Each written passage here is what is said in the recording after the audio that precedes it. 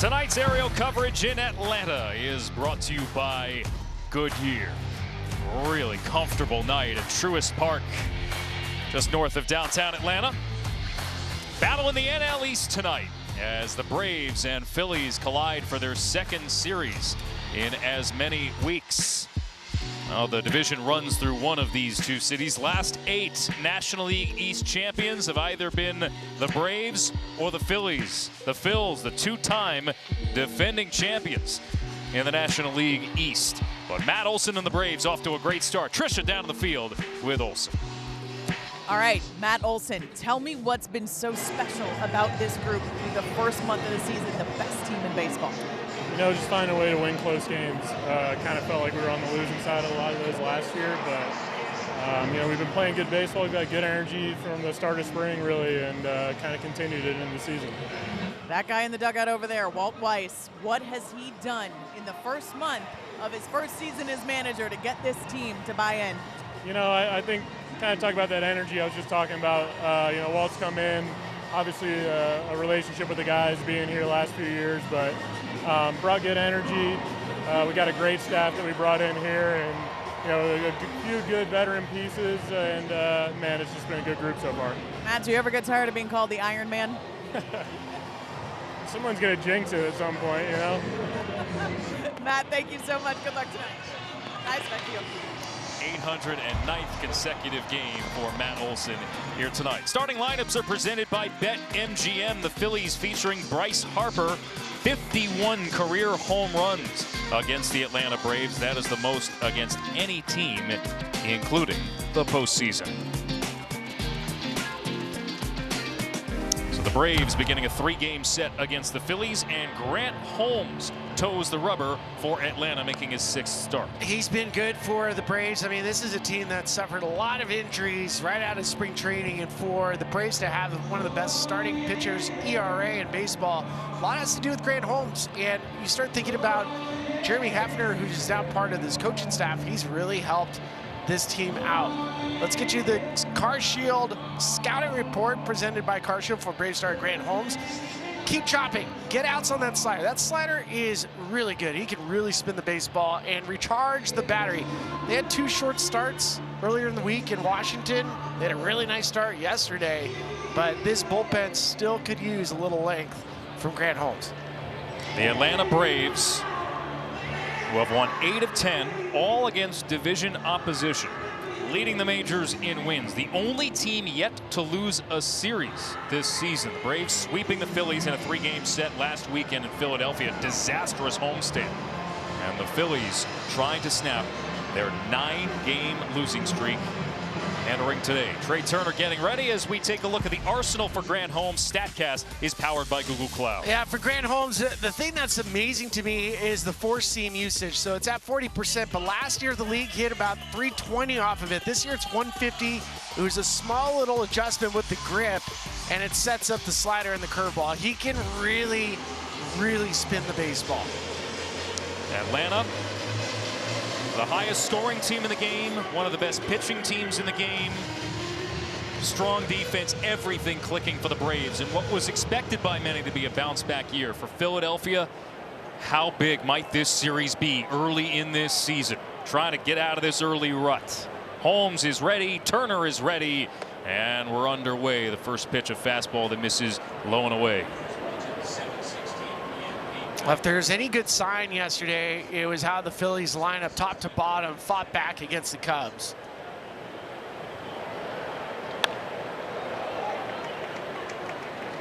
Philadelphia trying to get things going. Massarelli trying to battle the sun at third base. We're used to outfielders battling the sun, not infielders. Just a little crevice in the lower concourse where it's shining through. Popped up by Turner in the infield. And Mauricio Dubon comes over from short to make the catch.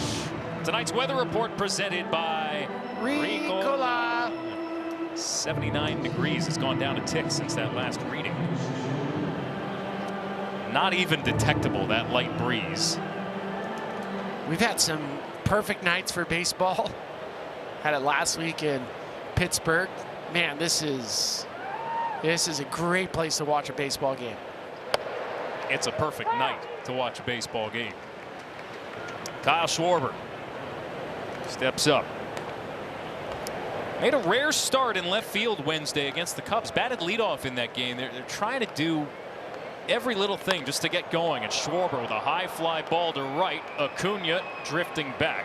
And he's camped underneath it in front of the track. It was a towering fly ball to gone. Let's take a look at the Braves defense here.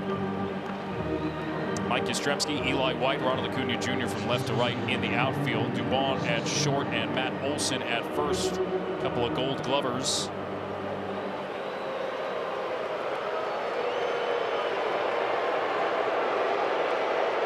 Still without Sean Murphy, one of the top defensive catchers in baseball. Hip surgery late last year, and that's given Drake Baldwin plenty of runway. He's taken full advantage of it as Bryce Harper comes to the plate now. And Harper fans an off-speed pitch. The thing with Grant Holmes, which makes it a challenge for Philadelphia, they're trying to get back on track, but Grant has been tough on left-handed hitters. The two best hitters right now in the Phillies lineup is Schwarber and Harper. As has been the case all season, Harper being fed a steady diet of off-speed pitches. 51 career homers against Atlanta. Good morning, good afternoon, good night. A 1-2-3 first for Grant Holmes on just 8 pitches as the Braves come to bat. Here in Atlanta, beautiful night at Truist Park as the Braves come to bat. Starting lineups presented by BetMGM. The Braves featuring Austin Riley, 24 homers, 63 runs batted in against the Phillies. That is the most against any team in his career. Ronald Acuna Jr. at the top as he faces the youngster Andrew Painter. Now the first pitch of fastball upstairs, 23 years of age, making his 4th start. Yeah, if you were going to build a pitcher out of a lab, this is what he would look like. 6'7" righty. And I think what's been impressive about Andrew Painter, I've talked to Dave Dombrowski about him. When he was first coming up before the injury in spring training a couple years ago, he was just a thrower. And now he's evolved. He has a little bit better feel for his pitches. Popped up by Acuna, top of the infield. Bryson Stott makes the call and the catch. Let's take a look at our scouting report presented by Car Shield for Phillies starter Andrew Painter. Paint the town. We want to see the fastball at the top of the zone and the bottom. You got to go north and south and answer the bell. This Phillies team desperately needs to score some runs, but you're going to have some shutdown innings if the Braves do respond. That'll bring up Drake Baldwin. He taps the first pitch foul. Early on this season, not just one of the top catchers in the league, one of the top hitters in all of baseball. He's reached base in 25 out of 26 games. Top 10 in the National League in average, on base, and homers. Is that good? I think so. We knew this kid when he came up last year was going to be something special. The reigning National League Rookie of the Year. But he continues to grow by leaps and bounds. Well, a year ago, I mean, he wasn't always getting at bats against lefties, and with Walt Weiss and just the opportunities, he's facing everybody, and he realized, hey, man, this guy flat out ranks. Baldwin chasing one in the dirt, skips away from Garrett Stubbs behind the plate, but he'll make the throw to retire Baldwin. Should be noted the Phillies this week put JT Realmuto on the injured list. That's good-looking curveball, Alex. I mean, he starts it way up top, but the bottom just falls straight out. And this is the front to back that I'll talk about when you have a fastball that sits at the top of the zone. You want something off of it, and that's usually your curveball.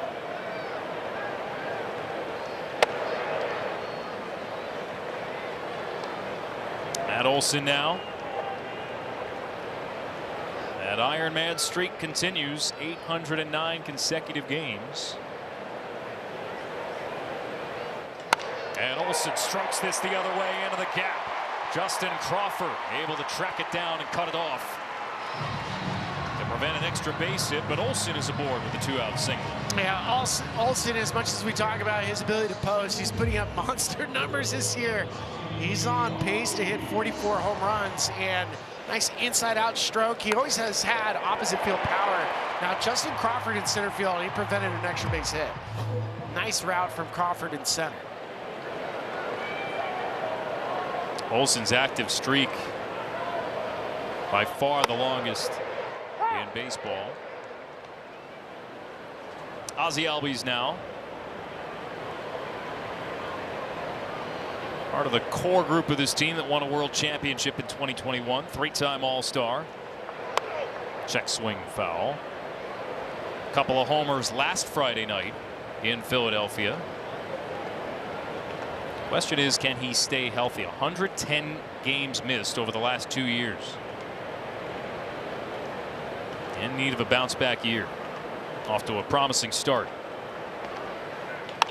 And Albies into right. That'll fall for another 2-out hit. It just gives you an idea why the Braves are #1 in baseball as far as runs per game. I mean, it's even when you get 2 outs, they can put a string of at-bats together to score a run. This was a 2 strikes, a way too good of a pitch from Painter to Albies.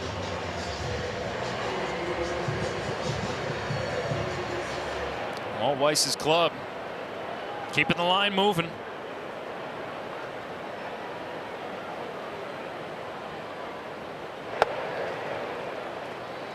So after Albies has a hit in his 7th consecutive game, Austin Riley now. This was going to be the slot for Michael Harris tonight.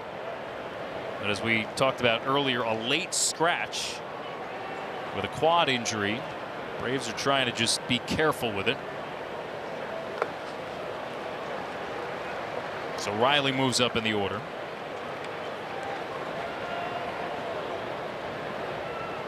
Rob Thompson and Walt Weiss, 2 baseball veterans.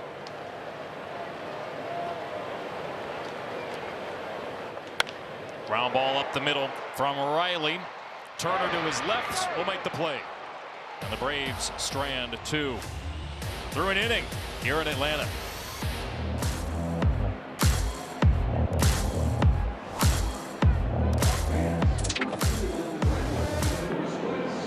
Friday Night Baseball. Well, we all know the story of the Braves last season. Heavily talented, but heavily injured. This season, the start has been remarkable, even with some notable injuries. Take a look at the left of your screen there. The good news is there's help on the way. A handful of these players could be making their return soon. Murphy and Kim are coming soon. Murphy needs to catch 9 innings on back-to-back days before his return. Kim could start a rehab assignment next week as he's been taking live BPs.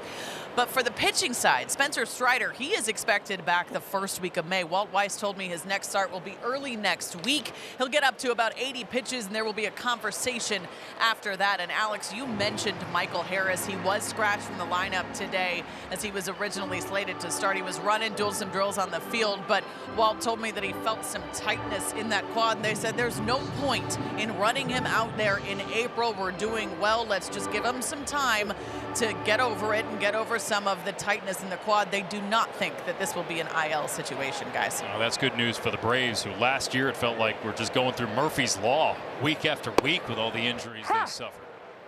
Even still, I mean, the fact that you start the season off and you have Spencer Schwellenbach, you have A.J. Smith-Shawver, Spencer Strider, Hurston Waldrop, Joey Wentz, all down.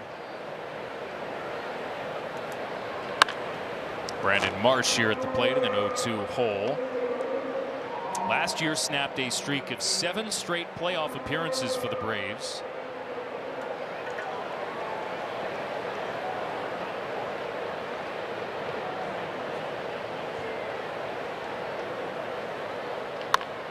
Marsh on a couple of hops to first.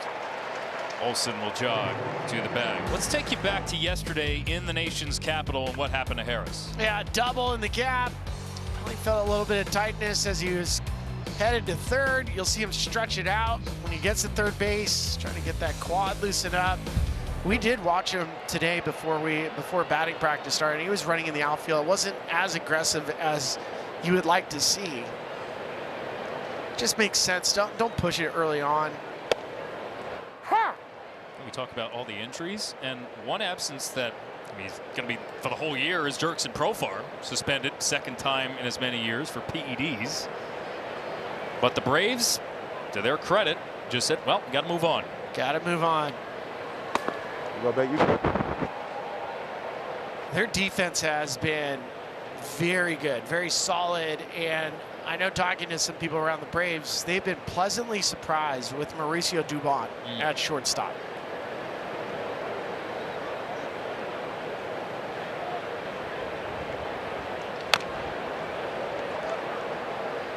Bryson Stott here.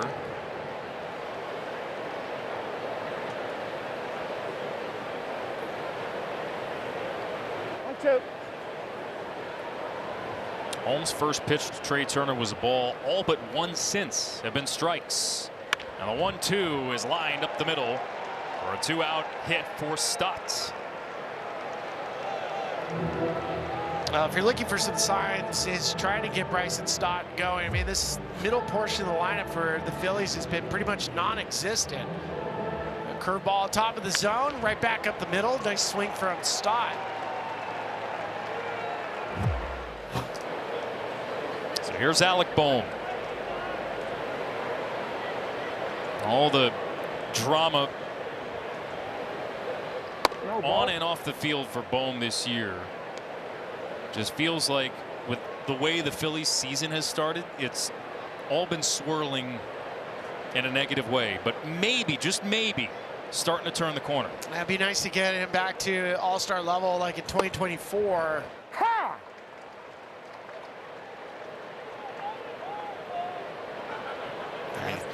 Outside of Schwarber and Harper, right? That's what we're talking about. I mean, you got to find offense somewhere. Bohm doubled yesterday. Rolls over on one here. And Dubon will go to first to end the inning. When we come back, it'll be the bottom of the second, and we'll have Bryce Harper mic'd up live. Our series, and find your local Essilor expert at Essilor.com. And in part by Meineke, doing car care right. Alex Faust, Ryan Spielberg's here with you, joined down to the field by Bryce Harper. Thanks, Bryce, for joining us. Yeah, no doubt. All right, well, we'll give you a pitch. Just make sure Dom doesn't roll one over to you. All right. This is served to left. Marsh drifting back makes the catch. There you go. One pitch, one out. Hey, Harp, for you, as you're trying to, kind of change some of the momentum here, you wearing any lucky shoes today? Lucky shoes? Nah. I got a different pair on every game, so if they look good, I'm gonna wear them. So I feel like these ones look pretty good. These are after the 80 team, so maroon and blue. I love it. And for you, just trying to get staying positive. How hard is that sometimes? I mean, obviously, you want to win, and you don't think your season's gonna start out the way it has, but it's a long season. You play season for a reason, and got a long ways to go. Just got to keep chipping along, and one day at a time, win a game, win another one. And, baseball is consistency is key, so just trying to get consistent. How much did yesterday help? I know it's an extra innings loss, but just getting the bats going up and down the lineup. Yeah, bats were good yesterday. I thought obviously that was one of the better games we played in the last 2 weeks. So, not a win, so not very happy about it, but definitely, good to come in tonight after yesterday. Are you drawing on a couple of years ago when you guys were under 500 in mid-June and worked your way back in? I don't really think about that, to tell you the truth, because the last couple of years have been great. So, we're a winning ball club. We just got to keep going, keep playing our game, and get better each day. I mean, obviously we haven't played well, so just gotta keep going. Dubon. 2 gone.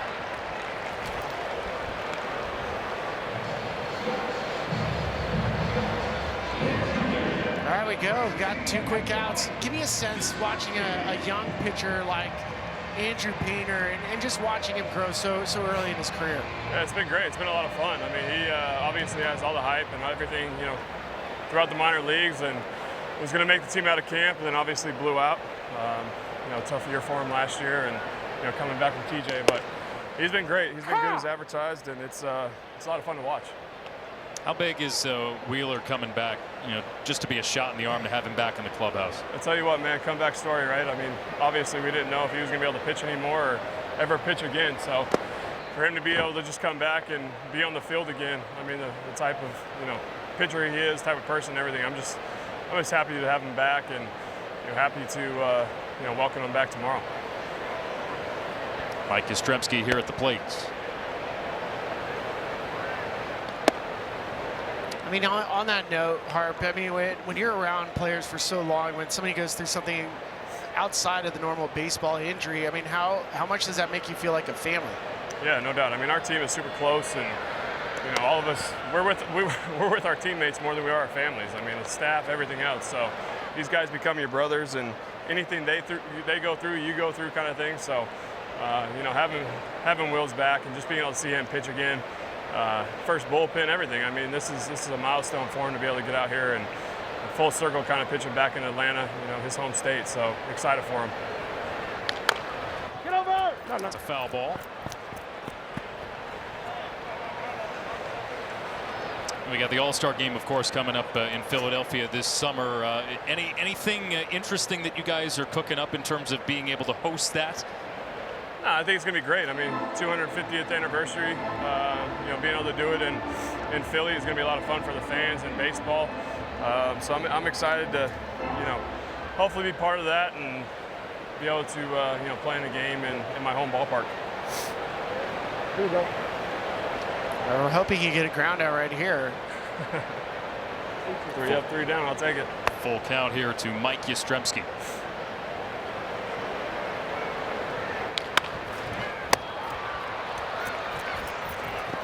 Nice play on one hop. Harp, thanks so much for joining us. Thanks, y'all. Appreciate it. See you, Harp. Bryce Harper down to the field. No score. Braves and Phillies.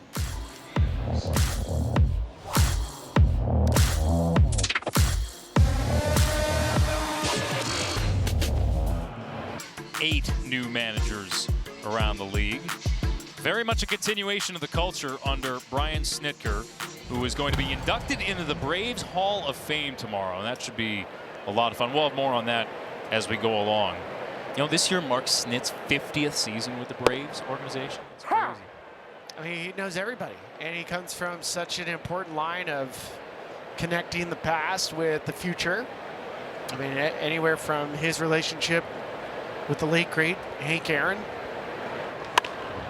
Fly ball center field, Eli White underneath it.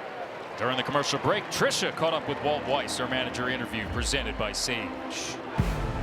All right, Walt, we saw Matt Olson get a hit early in the game. We were talking to him before the game. He said, "You can't keep calling me Iron Man. You're going to jinx it." But what is it about him that makes him such an Iron Man? Well, I mean, he's been good for a long time, so he gets to play every day. That's one thing. It's performed throughout this entire streak. So he's just rock solid in every area. Tremendous first baseman defensively, hits in the middle of the order. He's built the right way. He's got a good baseball body, long and lean and wiry, and he's a heck of a player. Well, we also asked him how you were able to get this group to buy in within the first month and put up such remarkable numbers. When you look at this group, what do you think it is about the buy-in that's helped them? We got a good bunch. We got a low-maintenance group. They love to work. They love to compete. Health has been a big factor the last couple of years. We got most of our guys healthy, and it's just a really good group, talented group. Well, thank you. We appreciate it. Thank you. Guys, back to you. Universally adored in the Braves clubhouse, I'd say Walt Weiss is. Seemed like a no-brainer to promote him into that spot. Well, I mean, if you need somebody that has your back and can, break up a fight, Walt's your guy. It's true.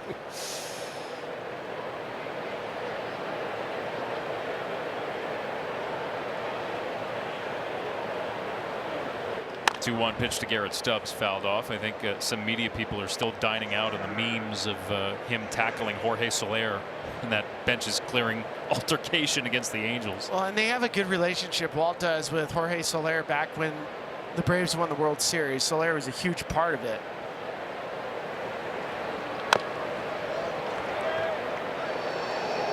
He is one tough customer, Walt Weiss. Not the least of which because he's very skilled in martial arts. That's right. For 30 years, yes. He's been training. 2-2 pitch to Stubbs, and he pokes it up the middle for a base hit. Second start of the season for Stubbs, and he has his first hit of the year. Well, what I like about this at bat from Stubbs is it's a 6-pitch at bat. I mean, we're seeing a lot of quick outs from the Phillies in the first couple weeks of the season, and that's something that the Phillies have to get back to, is really kind of grinding and forcing pitchers to work. Lineup turns over. Here's Turner. And Turner with a high fly ball to right. Acuna will turn and watch it go. Trey Turner launches one to right. And the Phillies have a 2-0 lead.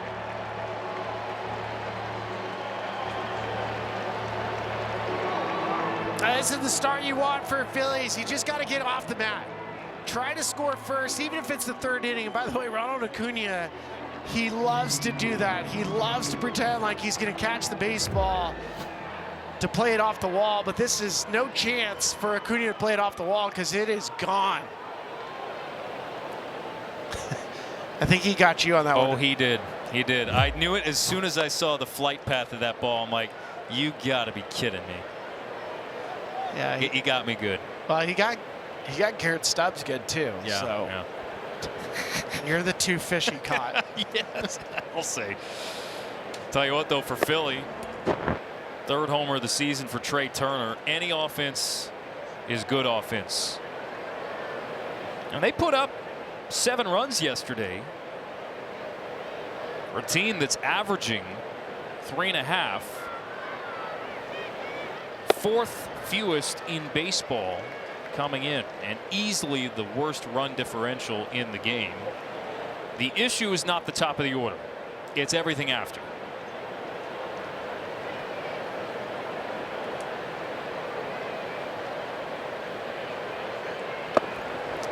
That's the thing. I mean, you know the Phillies will eventually, the water will find its level, but you don't want to be so far down in April that it's a constant uphill battle for the rest of the year.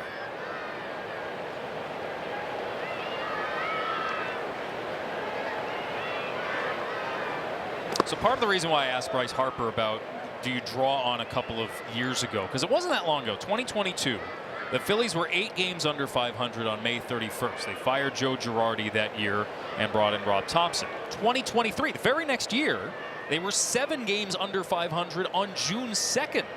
And remember, that was the year where they went all the way to 7 games, losing to Arizona in the NLCS.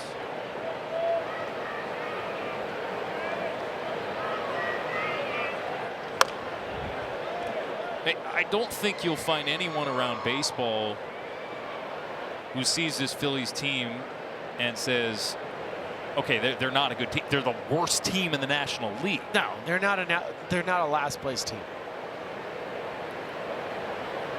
Well, luckily they have the Mets right now. Well, Time! Pitch clock. pitch clock violation on 3-2, so that puts Harper aboard. We don't see too many of these. A pitch clock violation, a 3-2 count, and you get basically the extra ball and an automatic walk. Team leading 17th walk for Schwarber. Yeah, 3-pitch walk. We don't see those too often.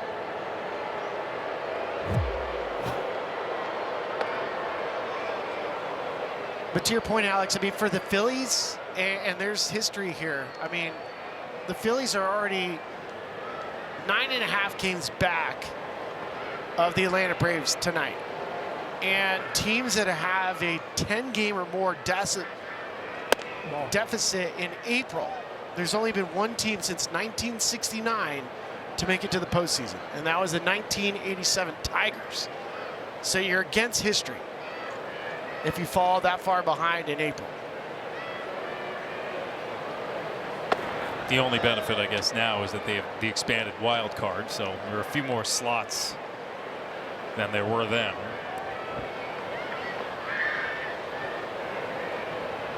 Philadelphia outscored 64-23 during this losing streak. All of a sudden, Grant Holmes has lost the strike zone. Yeah. Huh. Gets a high strike. They're going to have a challenge, I think, from Bryce Harper. Batter challenge, a call of a strike. And reaffix the shin guard. An ABS challenge powered by T-Mobile. Call on the field is confirmed. Philadelphia has one loses a challenge. remaining.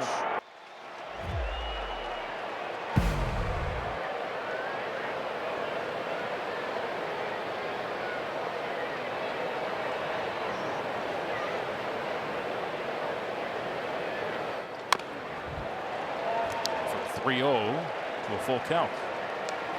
The ABS system has been a welcome change, but we're also seeing teams that lose their challenges early in the game.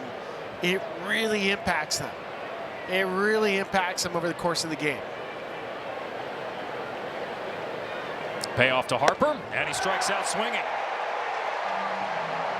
Grant Holmes fans Harper to end the inning, but or rather for the second out, beg your pardon, 2 gone. It's just a good look at that slider. Backdoor slider, tough at bat for Harper. You get that 3-0 pitch, you think it's a ball. You foul the next pitch off, and then the backdoor slider. And now here's Adolis Garcia.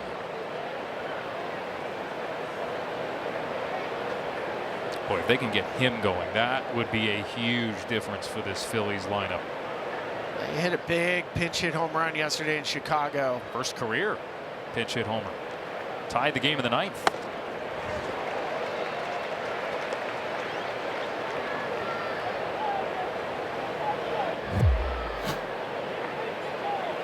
Now look at the slider. Holmes' slider is one of the best in baseball as far as getting swing and miss and punch outs.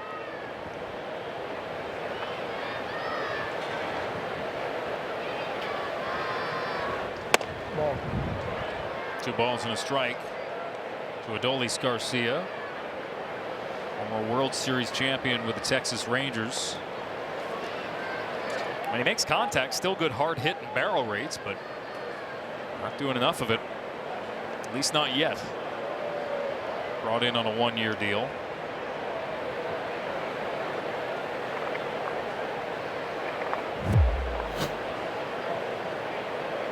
Maybe a little bit of a lean there from Schwarber. Garcia on the ground at third, knocked down by O'Reilly. He has no play. And Garcia with an infield single. It's good to see for the Phillies offense. I mean, they're just moving the line, passing the baton. This would have been a really hard play for Austin Riley. I mean, it's off the bat, right down the line. He didn't catch it in the webbing. He caught it more in the palm.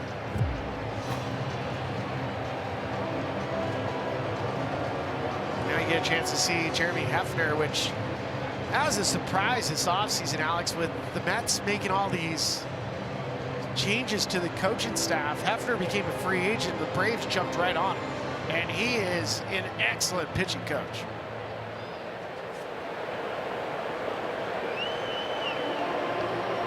So now what can the Phillies do here with a runner in scoring position and 2 outs? Here's a guy who probably could do some damage. Brandon Marsh, 3 for 4 yesterday in the series finale against the Cubs. 2 homers and an RBI single.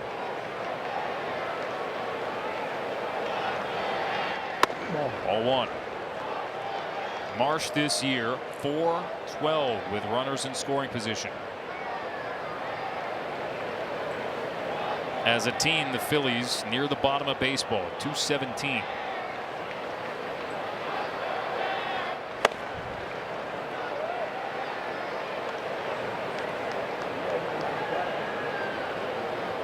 It's close. I remember we're talking about the struggles for Alec Bohm a little bit. Brandon Marsh had a terrible April last year, and then from May 1st onward, turn it around. Marsh strokes this one foul.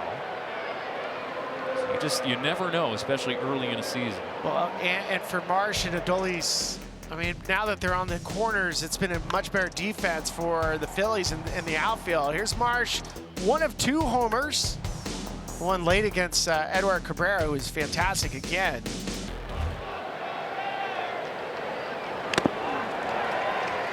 Count levels are 2 balls and 2 strikes. Next pitch will be the 30th of the inning for Grant Holmes. That is a welcome sign for Phillies offense. Start running up a pitch count. Rob Thompson's been imploring them to do just that. 2-2.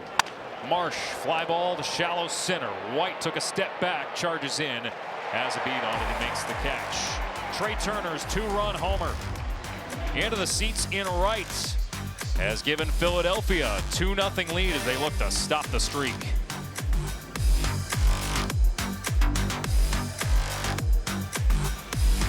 Of BetMGM odds to win the National League East.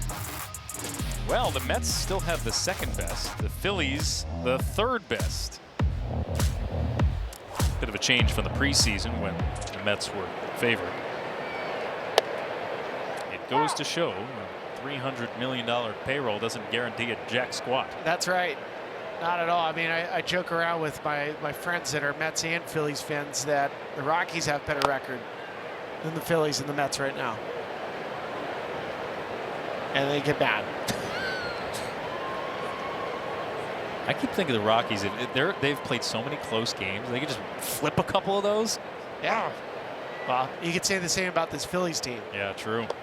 Although the problem is this Phillies team's gotten blown out a lot. And they've lost 8 games by 5 or more runs. It's not just that they're losing, it's that they're getting the doors blown off.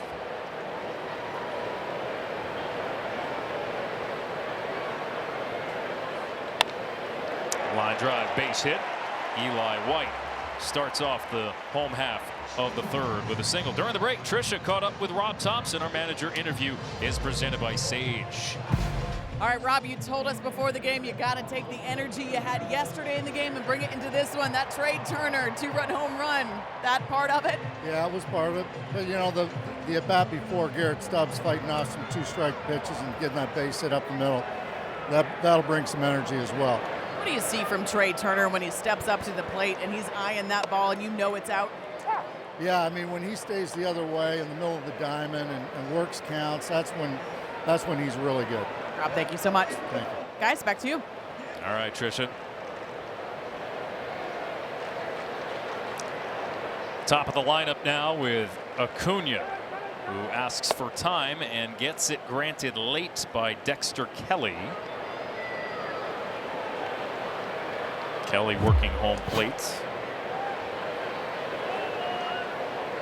Without the usual crew chief on this crew. What do you think of that timeout call? Very late. Usually you might not get that as a hitter. Kelly's in for the usual crew chief for this crew, Doug Eddings.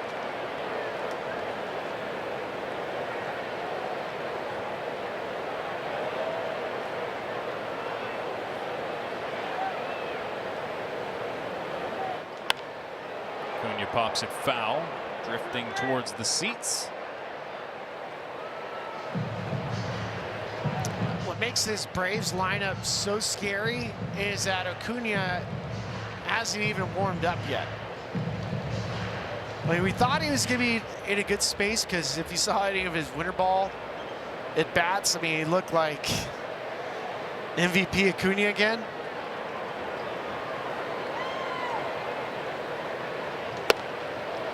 Of course, twice he's torn his ACL. He said in the preseason he's, when asked about, are you feeling 100%? He said, no, I'm feeling 200%. Well, early on, Acuna drives this one deep left field, and this game is tied.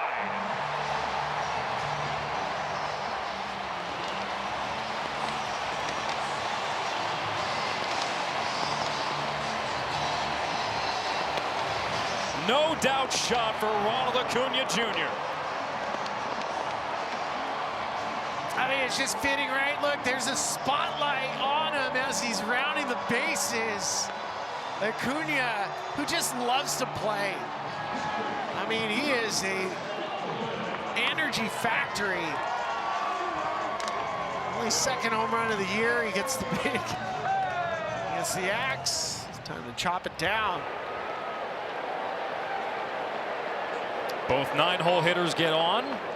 Both driven in with a homer by the leadoff man. There's a fly ball to deep left center.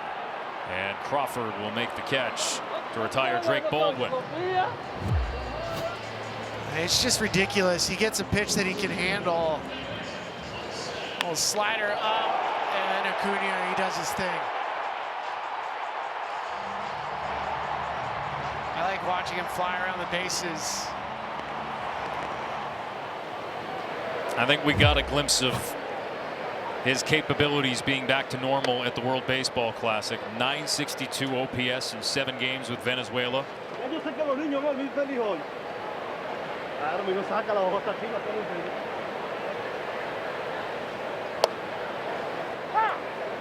Olsen now.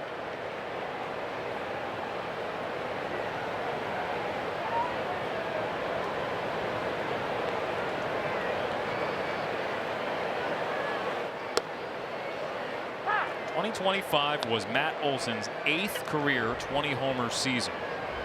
7th straight with 29 plus.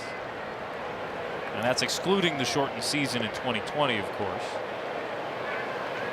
He's creeping up on 300 home runs. He's 5 away.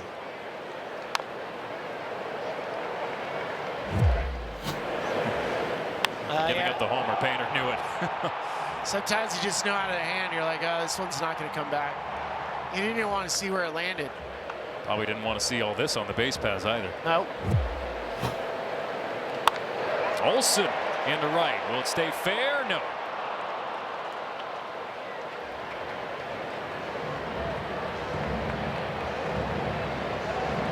Well, as good as Olsen has been, I think part of this streak of playing in consecutive games, it has to do with the Atlanta Braves, because they've built that expectation from their position players, going back to early on with Bobby Cox. Broken bat roller. Stock with the play. Some other organizations, they might not let him play over 800 games in a row. They might say, you know what, it was a day game after a night game. We have a travel day. We're going to try to give you a blow. Now, not here in Atlanta. I mean, it was a sense of pride to play in 162, and Matt certainly captures that. Albies a ground ball single. Keep the inning going.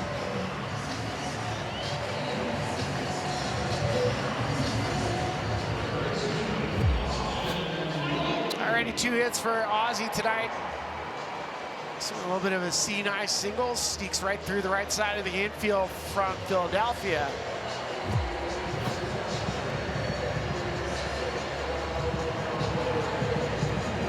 Albies aboard with 2 outs. That'll bring out a visit. Caleb Kaufman. This is kind of the inning that I was talking about, though, for you, Alex. When it comes to Philadelphia, when you're not playing well, you don't have that synchronized baseball going on. You score 2, you get the lead, you want to shut down inning. You want 1, 2, 3, get back in, try to tag one on. But during the stretch, I mean, anytime they score, they give it right back up.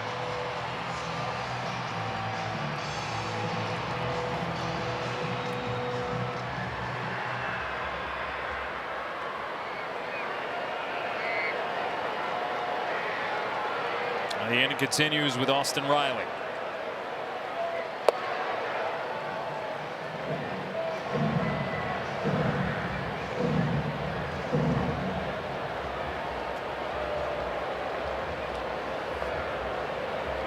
Also part of this World Series core is Harper has to dive to keep that ball from getting away.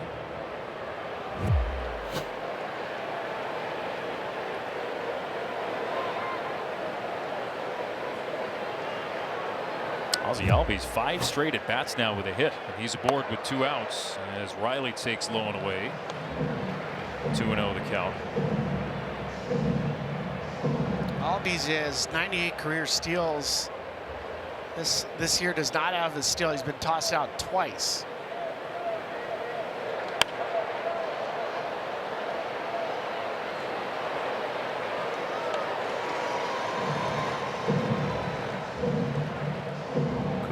Maybe still admiring that long ball. Yeah, of course. Why not? That's what the iPads are for. Right.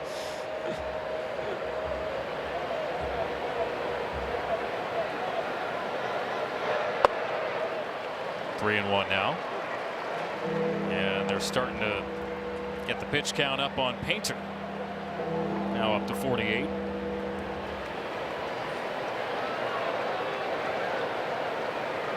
Riley, who's been good against the Phillies. Got a good at bat here.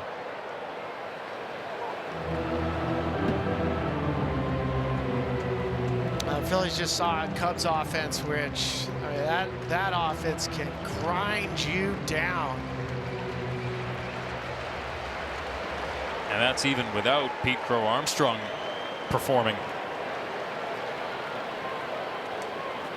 Payoff to Riley. Albies in motion and the pitch is popped up. Brandon Marsh is there. The game is tied. Ronald Acuna Jr. with the answer.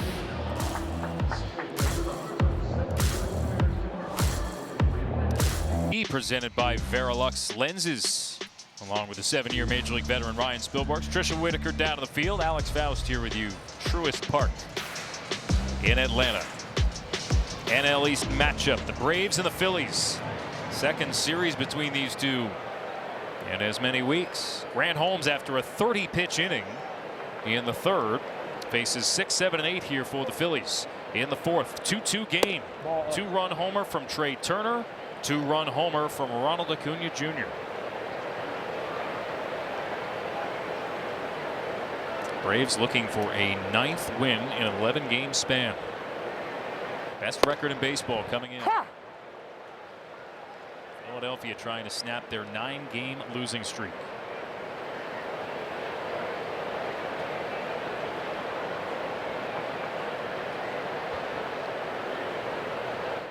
It's not just the 9-game losing streak. I mean, the last 2 weeks, 3 weeks, I mean, it has just been bad Phillies baseball.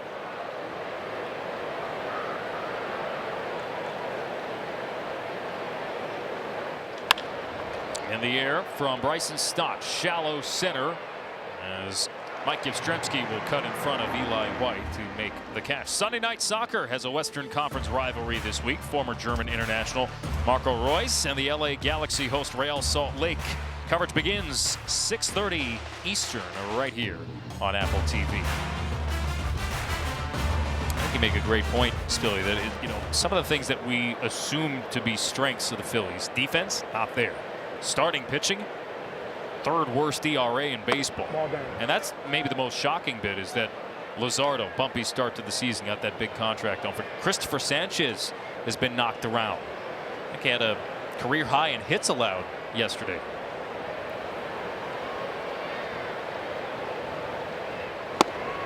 Did he go? They sunk a lot of money into their pitching staff. A staff that ranked 1st in the National League in innings pitched, strikeout percentage, and quality starts last year. So you could understand why.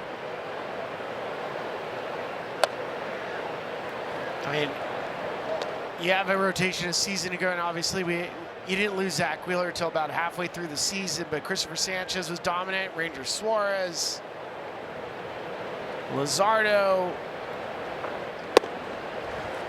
Luzardo gets the extension this offseason. You know, we've already seen Aaron Nola has his long-term deal. They've put a lot of money. We just saw Taijuan Walker flat out released on Thursday. They're going to eat, I think, $10 million. That just didn't work out from the beginning, honestly. They needed to give it a fresh start Bone lays off, draws a 1-out walk. And there are a bunch of $100 million men on this Phillies team, and a bunch of them are pitchers. Yeah, I mean, Luzardo, to your point, hasn't been great. I saw him make his one really good start. That was in Colorado. We haven't seen Wheeler this year. We have no idea what version Zach Wheeler is going to be. And Sanchez, there's been a lot of nice singles off of him, but he's been hurt. Hard ground ball. Dubon on the backhand. Toss this to second for 1, and they can't turn 2. High throw for Albies. Don't know if that became a factor or not, but Justin Crawford, who can absolutely fly, reaches on a fielder's choice. There really wasn't going to be any way for Albies. He does not have a plus arm at second base, and to get Crawford. Now, this is where I do want to see Crawford. He had a lot of stolen bases in the minor leagues. He has not really used it at the big leagues. Bounding ball up the middle. Snared by Albies. Goes a long way with a throw. And Garrett Stubbs has his second infield single. Walt Weiss wants to take a look, or at least give a moment for his video coaches to take a look. And you can see the frustration from Albies. Yeah, I mean, this is a good ball, a good play to get to the baseball, but he tries to get the ball in the air. And there's a fantastic stretch from Matt Olson. You just don't get enough credit for how good of a defender Olson is. Made it close.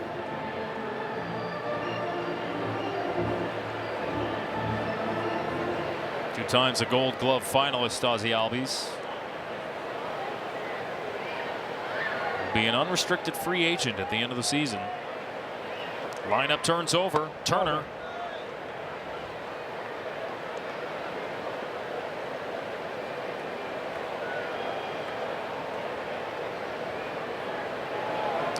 Reigning National League batting champion.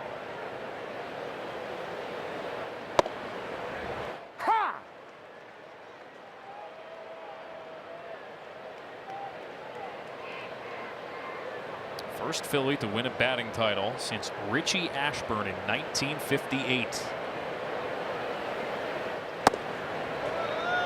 And he's ahead in the count, 2 balls and a strike. Come on.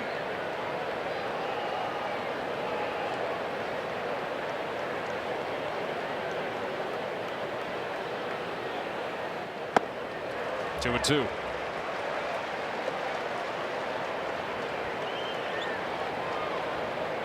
So last year, around all of Major League Baseball, there's only 7 qualified hitters with the batting average over 300. This kicks away from Baldwin, and both runners move up.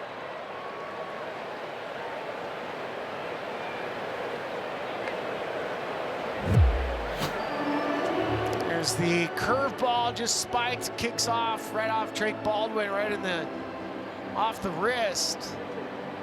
And now the Phillies have a chance to answer right back. And this is where it's been tough. The runners in scoring position for Phillies, not good.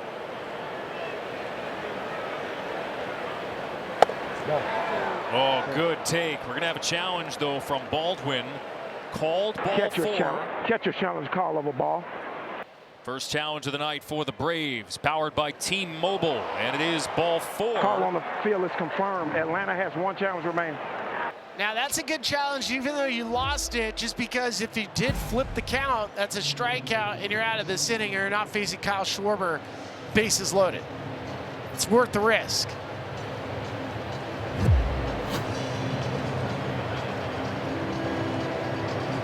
That was really close. But you have the ABS system now for a reason where you get these calls right.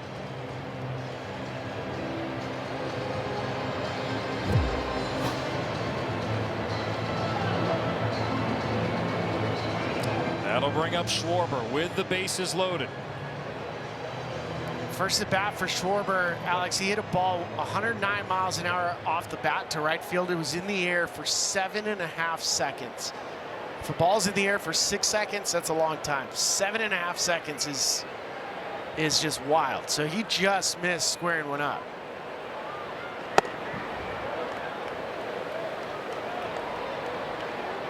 Huge moment of the game. Huge.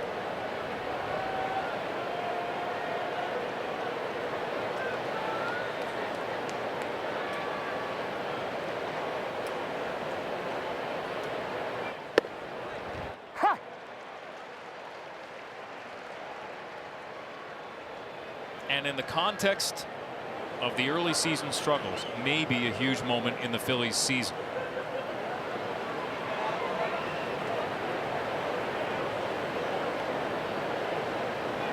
Oh, Schwarber just missed it. And you got to battle. Now you have to grind out. Fastball just missed it. It was up. I mean, it's a fastball slider. Those are top 2 pitches. Holmes has, since last year, he's top 5 in slider punch-outs in all of baseball. And that's the pitch he wants to get to right here. Schwarber off the end of the bat foul.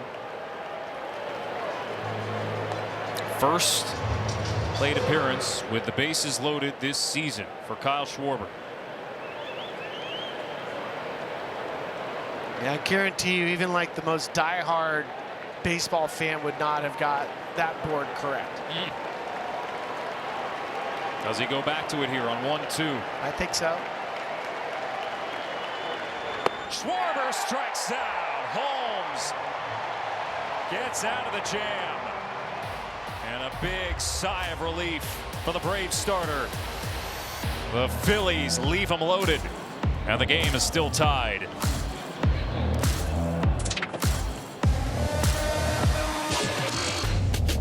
It's the home field advantage presented by Zillow.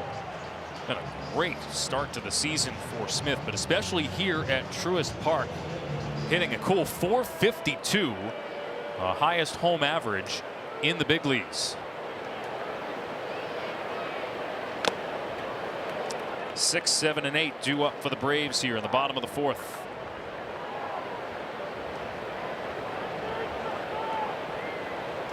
Smith, who's the Braves' primary DH against right-handed pitching.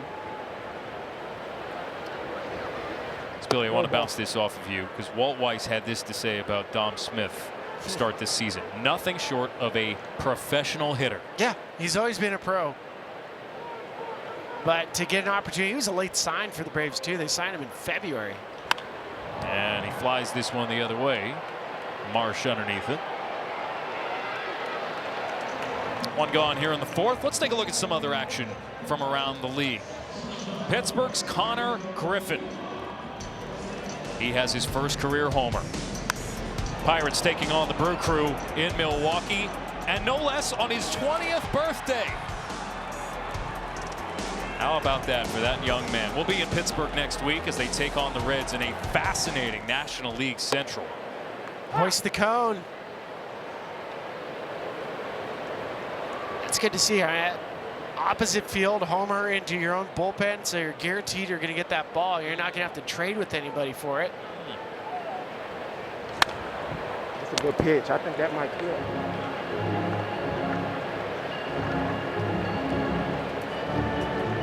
Pirates are definitely starting something special this year.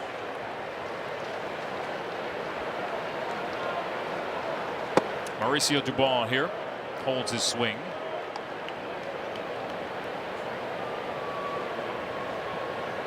Former World Series winner with the Astros, Dubon.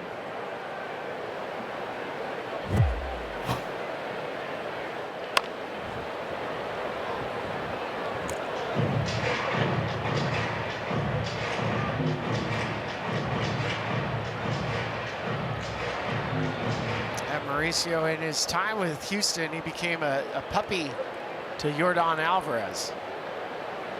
And Yordan really talked him into not trying to put the ball in the air. Just like that. Let's do that. 1-out single for Dubon. Who's obviously known for his glove as well. 2-time Gold Glove winner. Yeah, fastball up. And what Yordan talked with Dubon about was, hey, you're a line drive hitter. You don't have to try to put the ball in the air because you just can't. That average launch angle is fantastic. That's basically screaming line drive hitter. First pitch swinging, Mike Yastrzemski. Fly ball to left, sending Marsh back, and he has it in front of the track for the second out.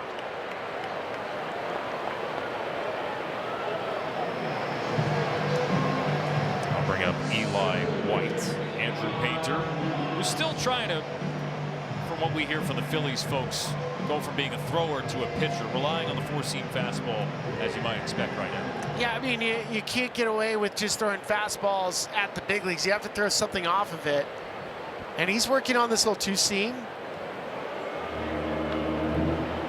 Just trying to mix up the different looks with your fastball. I mean, a lot of good pitchers in the league right now are using multiple variants of fastball. You know, for Painter, he was on the verge of breaking into the majors a couple of years ago, 2023, but needed Tommy John surgery. And then as he came back from that, working through command issues last year. But this Phillies organization, they have been high on him for a long while.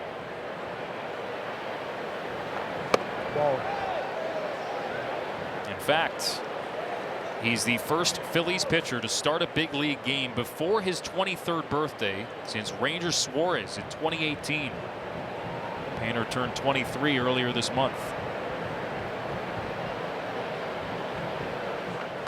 Foul tip. White got a piece of that. 2.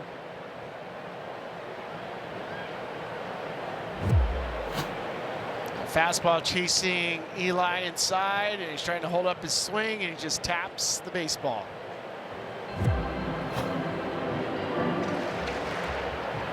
Eli White getting a spot start with Michael Harris the second, the lead scratch.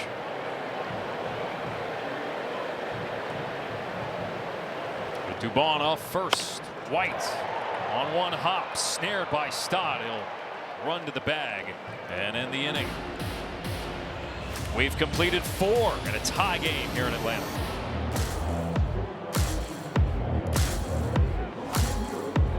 Brought to you by Goodyear. Look from high above Truist Park on a perfect night for baseball. This is the time of year you can be happy with the conditions in Atlanta. It's not oppressively humid yet. No, it's not ludicrous hot Atlanta yet. Right. Harper, Garcia, and Marsh for the Phillies here in the 5th.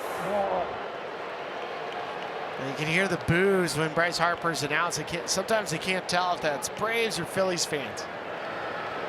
Oh, come on. They love him. They'll make a statue of Harper in Philadelphia. Yeah.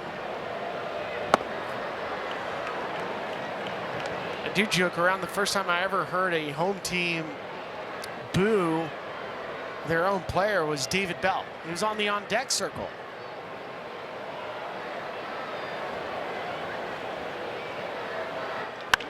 Harper, line drive, deep left field, way back there, and gone!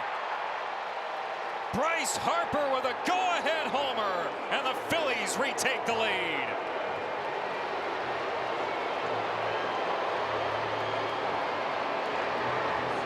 There you go, Bryce getting hot. 6th homer of the season. When Harper's right, he can drive the ball line to line.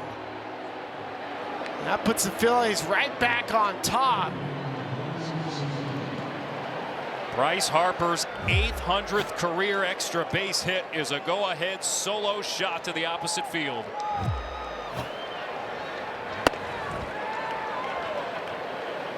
.369 career round trips, victory laps for Bryce Harper.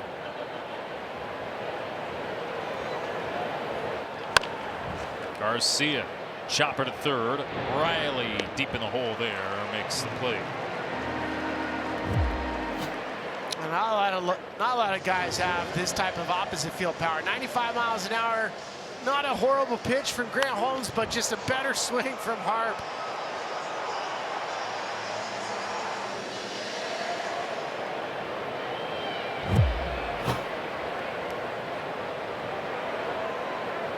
Remember last season, at the end of the year, during the Phillies postmortem, Dave Dombrowski raised some eyebrows when asked about Harper's 2025 and said he had a very good year.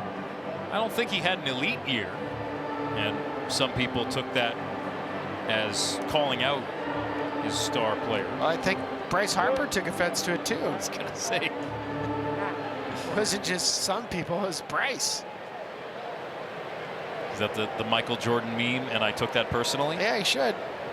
Here's Dave. Marsh. He has a base hit as Acuna juggles it in right. Tricia?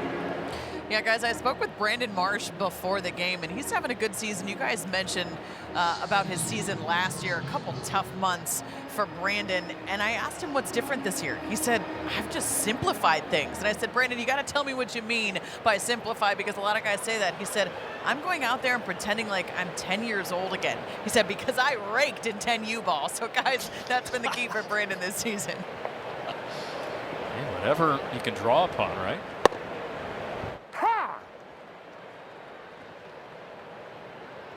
Now, if you play the game like a kid, you're usually in a good spot. You know, you don't want to play too tight.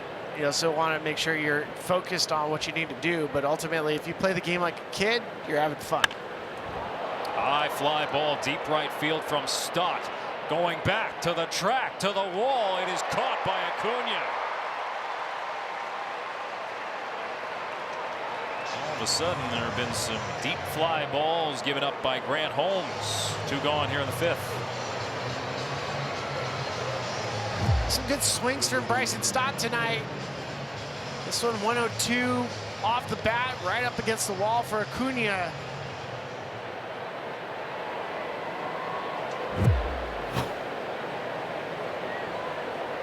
So with 2 outs, here's Bohm.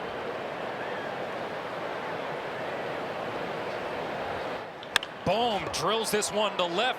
Yastrzemski took a step in but recovers and makes the catch. Alec Bohm hit it on the screws. But it's Bryce Harper who hit one on the screws himself. Going oppo to give the Phillies the lead.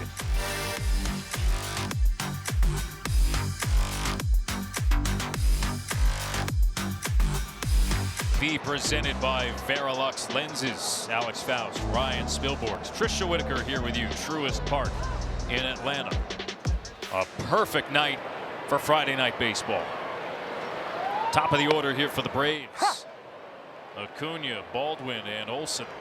This is where you have to have a shutdown inning if you're Andrew Painter. Try to get 3 up, 3 down in a hurry. It's not easy with this Braves lineup. Painter took the loss last Saturday against the Braves. Charged with 3 runs in 4+ innings. He allowed a pair of singles to open the 5th. Tim Meza came in for the bullpen, allowed both inherited runners to score. Acuna, though, grounds this one to second. Stott backs up on it and makes the play. Tricia.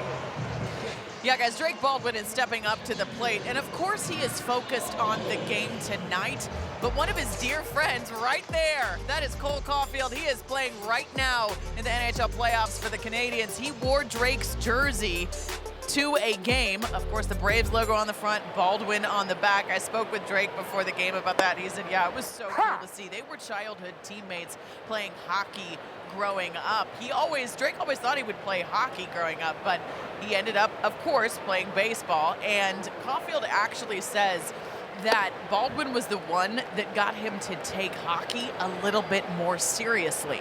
And I brought that up to Drake. He said, oh, that guy was talented anyways, but I'm glad he took that from me because, guys, Drake played baseball, he played football, and he played hockey. He's got that drive. So Caulfield took that. And right now, the score in that game, Alex, I know you'll like this, 2-2. There you go. Caulfield, I don't think has a goal yet in that game as Baldwin gets jammed. Sliding backhand stop by Turner to make the out.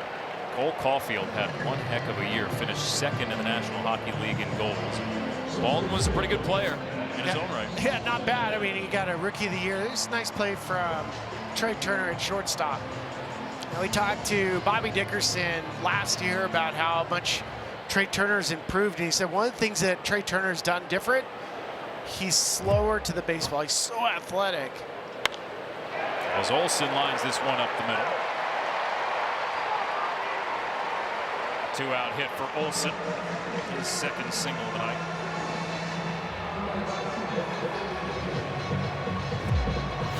It's basically a mirror image of the single he had in the first inning. That is right where Matt Olson wants the baseball. Middle away. Ozzie Albies. And he hits one to second. That'll snap a string of 5 straight at bats with a hit. Andrew Painter through 5.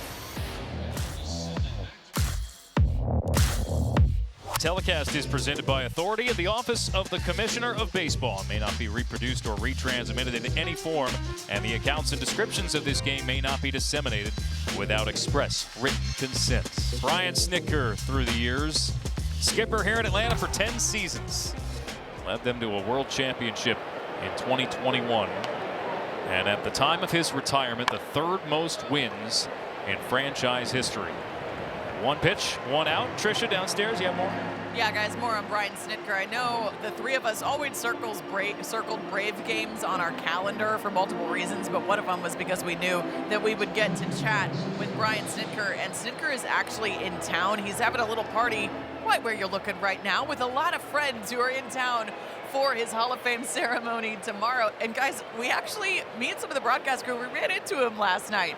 And I picked his brain a little bit, and he told me a couple things I could share. He said he's thriving in retirement from managing, and he went to a game here as a fan the other night for the first time. He was with his grandson, and his grandson asked if they could stay and watch the fireworks.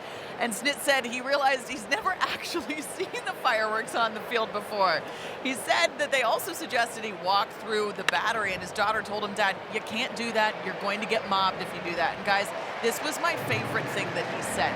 Snit told me, "My grandson looked at me the other day during his baseball game, and he said to me, 'Boy, Grandpa, I'm so glad you're here.'" And Snit just said, "That's all I needed to hear." That made everything worth it. I love that moment, guys. What a manager. So legendary to Braves fans, guys. Oh, that hits you right in the feels. Yeah, I mean, you want to be able to catch all these moments. Trey Turner had a big moment. His last at bat, a 2-run shot.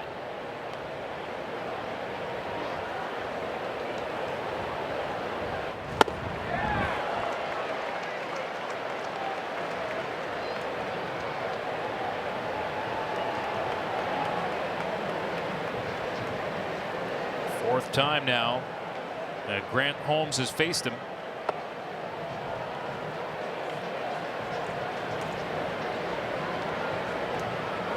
One, two. And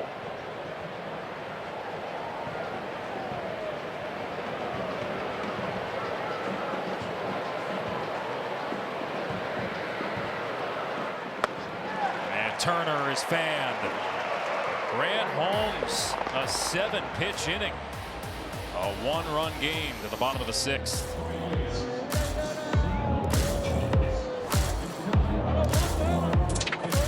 International Autodrome, drama, celebrity signings, thrilling wheel-to-wheel action coming Sunday, May 3rd at 4 p.m. Eastern on Apple TV, the new U.S. home of Formula One. We are inside Truist Park with some new concession items. Every ballpark, I think it's an arms race, really, Billy. There's the payroll issue, and then there's the concession stuff. So what do we have here? So this is a new taco stand that's here at Truist Park, and it's called Tacos Mejor. Which is cool about it, this one is the Braves have one-upped everybody. They have a Michelin star chef. Of course they do. Carlos Gaitan that has put these tacos together. And I'm not sure if you've seen A Knife's Edge on Apple TV. It's about different restaurants going on after Michelin stars, so I'm super into a Michelin star. It's a shot up the middle, and a diving catch is made by Justin Crawford, taking a hit away from Austin Riley.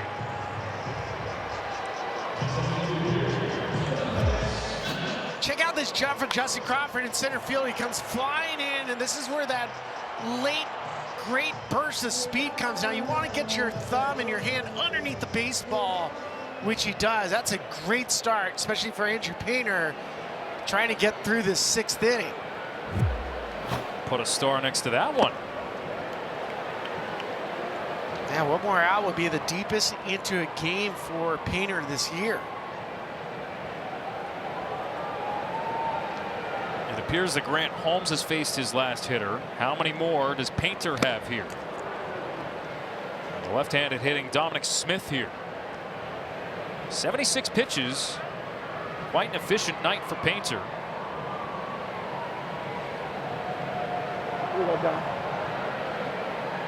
Entered the day with just 4 walks to go with his 20 strikeouts. That is music to anybody's ears. I mean, when you have a young pitcher with good stuff that doesn't walk anybody.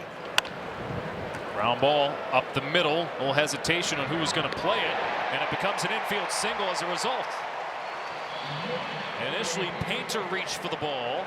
Turner was going to his left, Stott to his right, and Stott couldn't make the play in time. Yeah, this is a frustrating play for the Phillies just because Trey Turner, he has a direct line to it, but he waits for Stott, and they played this one into a single.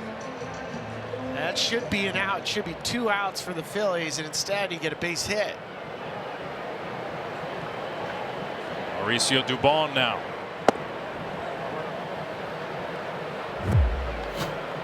Painter, he reaches for it. He's like, no, wait, I'm going to use my infield. And I know it's on the second base side, but just where Trey was set up, that probably would have been a better play for him. So with 1 out, Bohm on the grass at 3rd.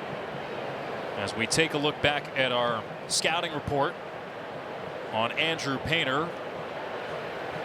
He's doing what we asked him to, is use the fastball up and down. He's doing that. And then answer the bell. I mean, this is career high in innings pitched so far. Let's see if he can get past it. Yanked that one.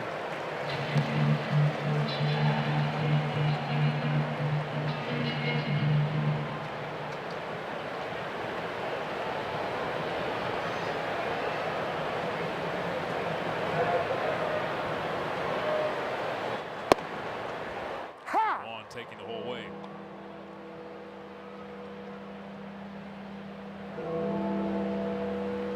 One of the things the Phillies have had trouble doing is turning double plays. Yep. It's ball 4 to Dubon. The Braves have 2 on and 1 out. StatCast is powered by Google Cloud. The amount of outs Painter's been able to get with his 4-seam fastball tonight, 8. He uses the top of the zone. It's something Rob Thompson mentioned. Got to get Andrew to drive his fastball down to the bottom, and he's doing that. Jay Sugar is warming in the Phillies pen. Recent call-up last week.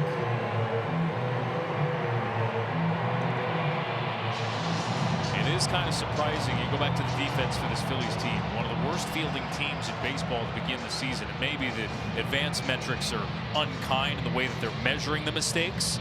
But nonetheless, it's been visible. Give you an idea, like the Braves have turned 24 double plays with their pitching staff, and this Phillies staff should be turning some double plays. They've only turned 13. Could use one here.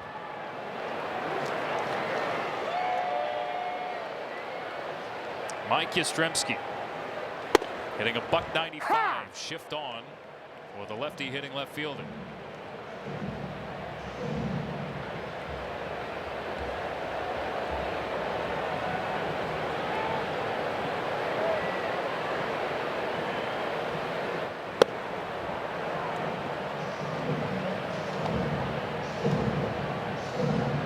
Yastrzemski for his career 22 at bats, or rather for the season 22 at bats, 10 strikeouts with runners in scoring position. And Yastrzemski with a fly ball left field. Marsh is there. 2 gone.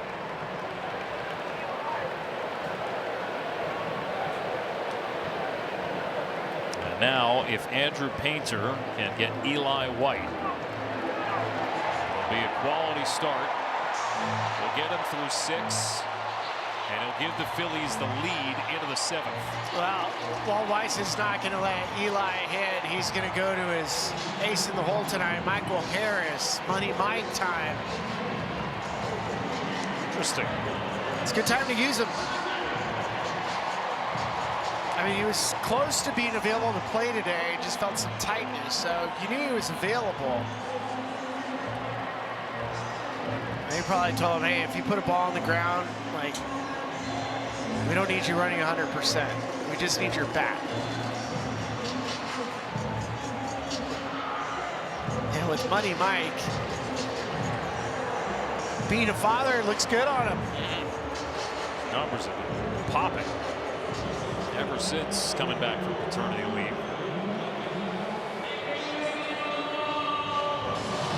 Aaron Stubbs with a word for Andrew Painter.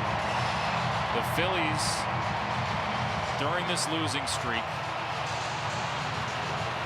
have not had a lead from the 6th inning onward at all.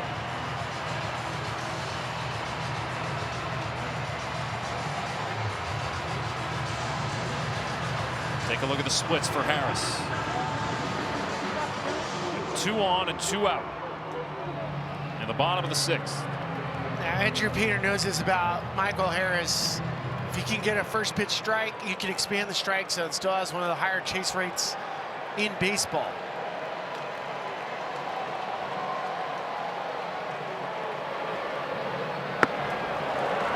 Head-to-head, Harris 2 for 2 with a homer against Painter, that coming last week.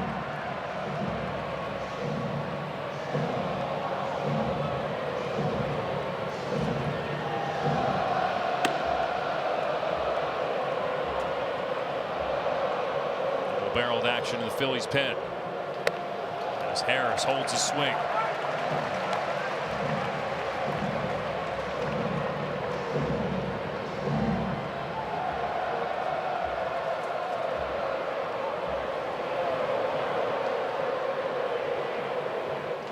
Harris drills one deep left center, way back there and off the wall. Smith will score. Dubon behind him. The Braves have the lead on a 2-run double from Michael Harris. A pinch hit double that plates 2. That's exactly why Walt goes to the bench, and he used Michael Harris. Perfect sequence for him. And he already comes out of the game. Loves it. Now this inning just really unfolded. I go back to the base hit for Dominic Smith. That was a play where defensively the Phillies gave them that hit. That had a 5% hit probability for Dom Smith. Then you have the walk.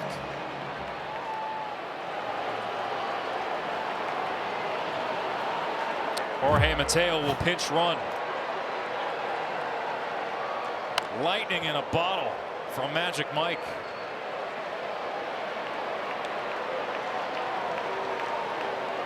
There's Mateo.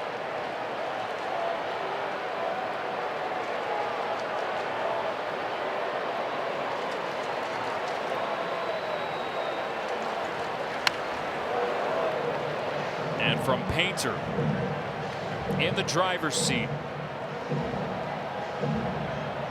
to behind on the scoreboard. Lineup turns over to Acuna. Runner goes, and Mateo swipes third.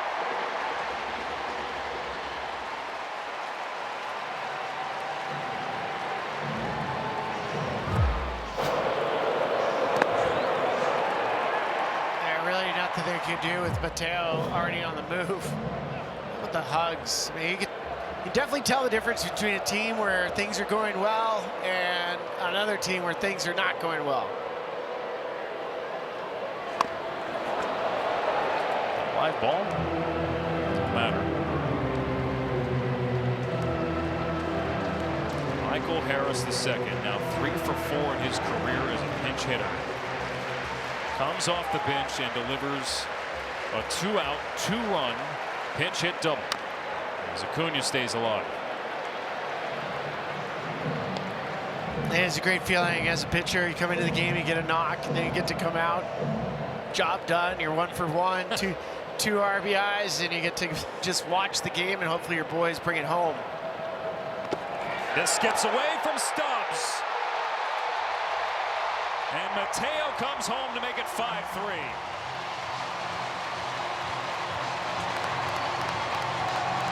It is unraveled for Andrew Painter here in the 6th.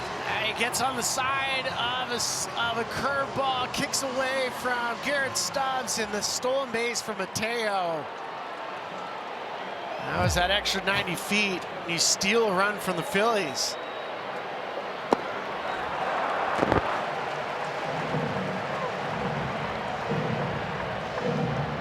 It's turned into a 24-pitch inning.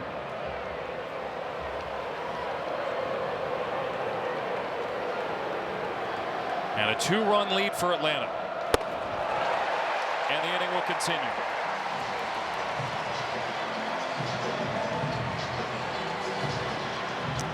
Rob Thompson has seen enough.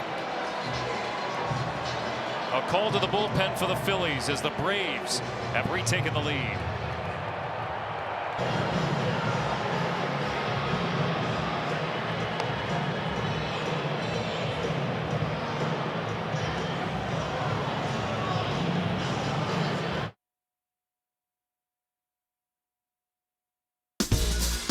Don't miss Nick Offerman and Margot's Got Money Troubles, the new heartwarming and comedic family drama on Apple TV.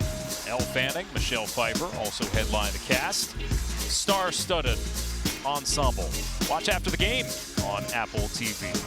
Nick Offerman will be joining us in the second half of our doubleheader in Los Angeles. Kyle Backus, the side-winding lefty, comes out of the bullpen for Philadelphia. A game that they led 2-0 and 3-2. Atlanta taking the lead here in the 6th.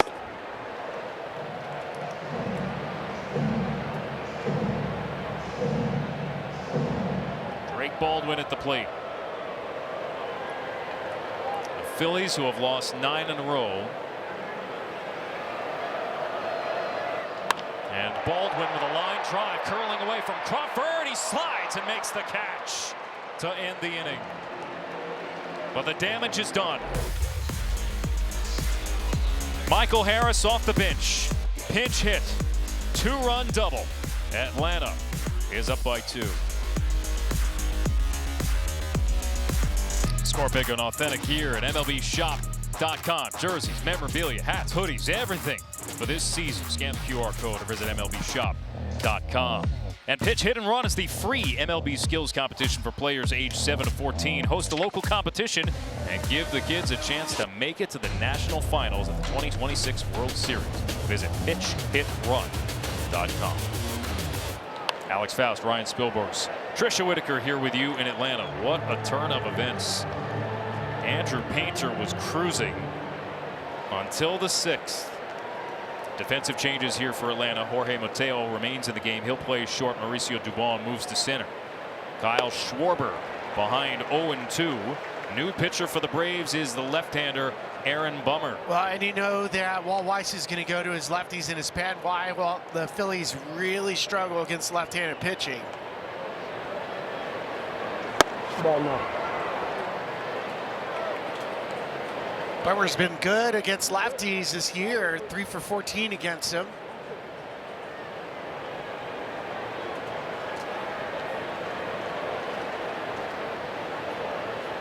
There are the splits.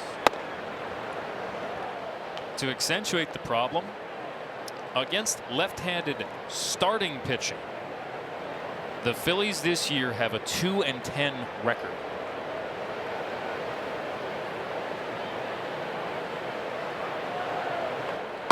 Kyle Schwarber, remember last year, just had a tremendous season against left-handed pitching. A major league record, 23 left-on-left homers in a single season.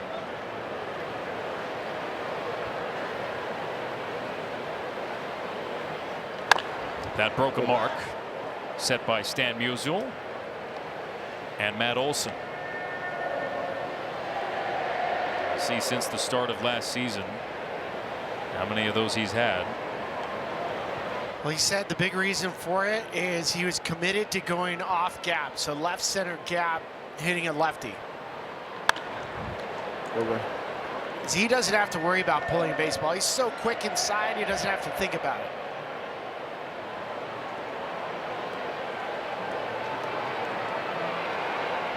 Good battle here from Schwarber. 8th pitch of the at-bat coming.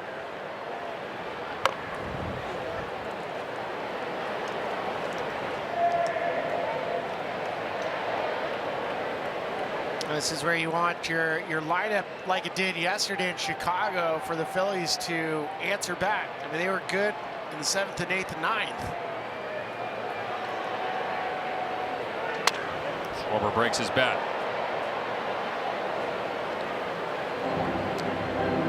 The Phillies could use any bit of good fortune, and how much are they going to be leaning on Zach Wheeler tomorrow as an emotional lift? I mean, today is one thing, trying to snap out of this losing streak here tonight, but especially needing consistent starting pitching.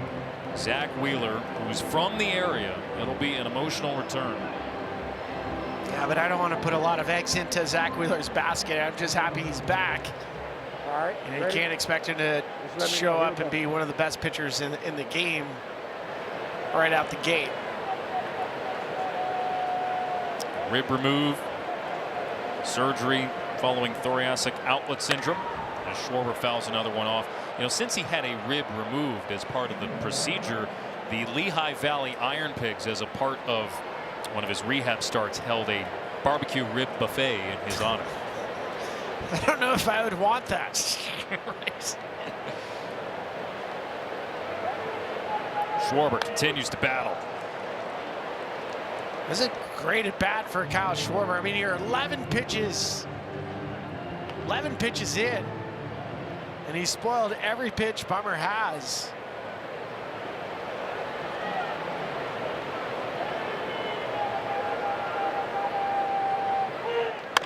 As Schwarber rolls over on one, Bummer wins the battle. A 12-pitch at bat.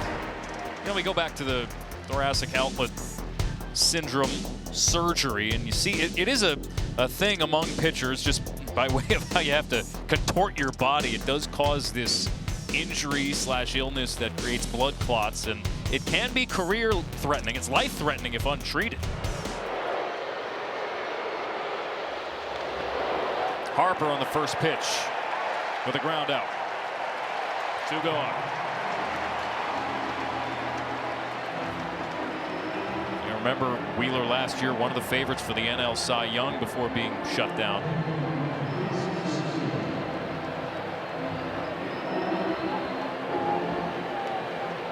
He's come up many times just short of winning a Cy Young. 3-time All-Star, came in 2nd in 2021, 6th in 2023, 2nd again in 2024.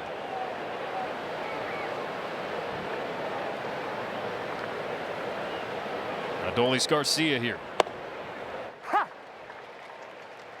mean, around Major League Baseball, there's maybe at the most 10 true aces in the game. You might have a #1 starter, but not a Skubal or Skeens. Wheeler was in that conversation.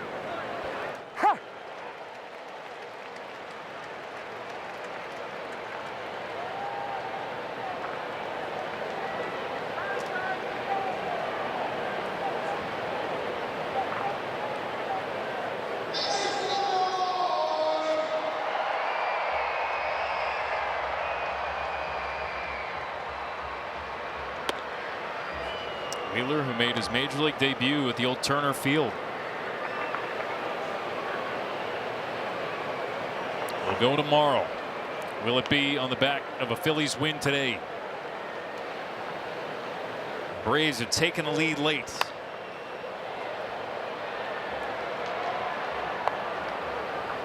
I was talking about Skubal and Skeens. That's what the Milwaukee Brewers have had to do the last 2 days. They lost to Skubal yesterday. Right now, Skeens is doing something pretty remarkable in the 6th inning. I won't mention it in Milwaukee. What's he doing? Hard ground ball. Garcia off the glove of Riley Mateo. Can't make a play on it. 2-out infield single for Adolis Garcia. I'm hanging here on the edge of my seat. What's he doing? He's making bagels in Milwaukee. Lots of bagels. Right off the glove of Austin Riley and right past Jorge Mateo. Luckily, you weren't going to get an extra bag on that one. I wonder, because we don't know if on your Apple TV at home, if you've already had the pop-up on your screen that shows bagels. Or that Scooble is perfect through 5. Skeens. Not Skeens, that's sorry.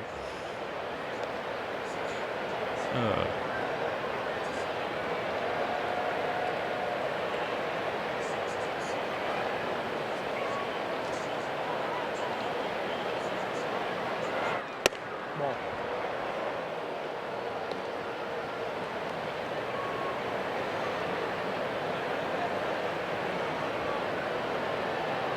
By the way, the Brewers, that's why Scooble came to mind, because they're facing Scooble and Skeens on back-to-back days. Marsh, hard hit ball to the left. It hangs up there for Yastrzemski. He's just continuing to put the ball in play with authority, but the Braves have a 2-run lead. Classic rivalry in the NL East takes center stage. Trey Turner launches one. Schwarber strikes out. You can hear the boos.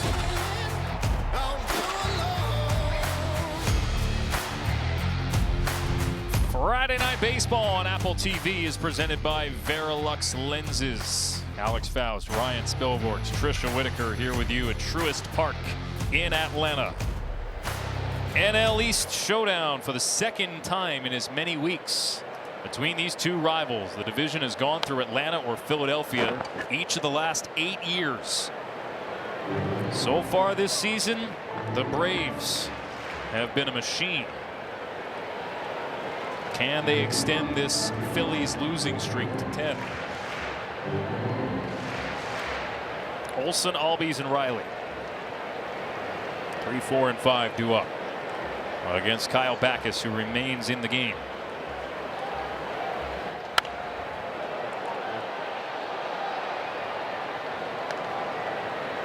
Another sellout tonight, Truist Park. Yeah, they announced this is the 200th regular season sellout at this stadium, which has been revolutionary in many ways. Olsen rolls over on one. The Atlanta Braves are the only publicly traded Major League Baseball team, and as a result, there were a lot of interested eyes when the Padres sale was announced.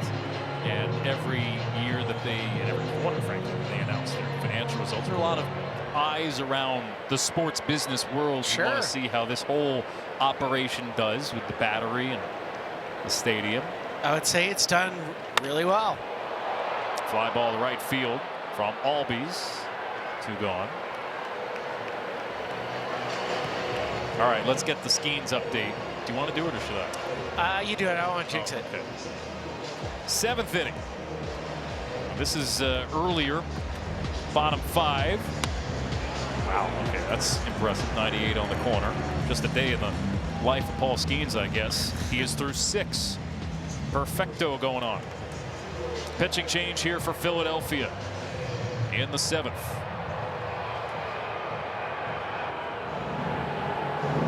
Night, Chase Shugart out of the bullpen, 6th appearance, solid ERA. He's got a good mix of pitches. Former 12th rounder from the Boston Red Sox out of Texas. But cutter, sinker heavy. And he will go to the sweeper. The last pitch you saw was a sweeper at 90.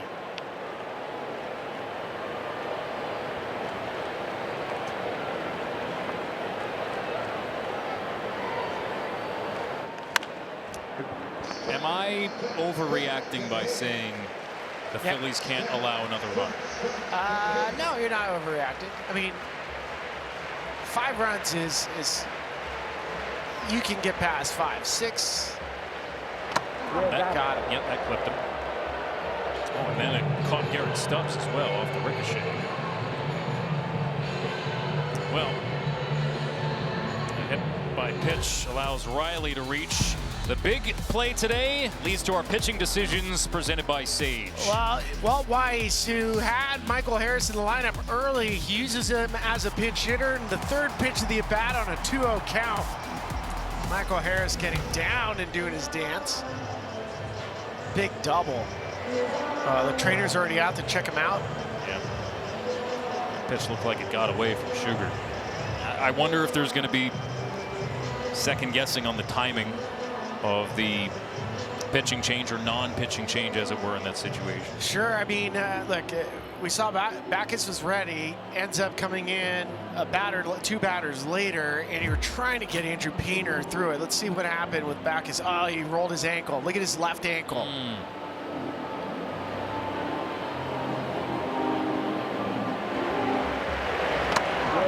Yeah, that is, usually you don't see a lot of those where a pitcher will roll his ankle. Now, you know, we talk about Andrew Painter was 6'7", Grant Holmes is 6 foot. The different landing spots tonight are going to be different. Shugart is 5'11", listed at 5'11", so he's landing closer to where Grant Holmes lands versus Andrew Painter. I'm always amazed too, Spilly, that those mounds, it looks like the same dirt as the infield. It's not. It's a really hard landing surface. Yeah, it's a thick clay underneath.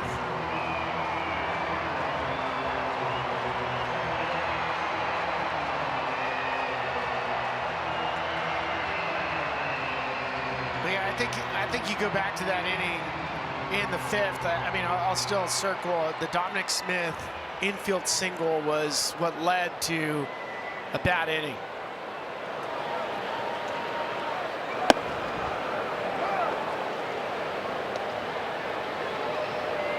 Because Painter was giving you everything he had. I mean, he gave up a homer to Acuna. That was about it. There's a high fly ball to shallow center from Smith. Crawford underneath it. And we head to the 8th. Phillies down to their final 6 outs. Baseball on Apple TV is presented by Essilor. Learn more about Verilux XR series and find your local Essilor expert at Essilor.com. We head to the 8th at Truist Park. 6, 7, and 8, 2 up for Philadelphia, as the Braves go to their late inning relievers. Joel Payamps makes his 10th appearance of the season out of the Braves bullpen. Yeah, made a name for himself coming out of the Brewers pen. And the Braves picked him up off the waiver wire earlier this offseason. And I would say that Walt Weiss managing the bullpen has probably been his strong suit this season. He has done an exceptional job of putting guys in the right spot. They're without their closer right now, Raisel Iglesias, injured this week. Shoulder inflammation. Stott floats one to right. Acuna took a step in, recovers for the first out. Hey, Spilly, unfortunately for Paul Skeens, perfecto is over. Gave up a hit. That's why we never say anything.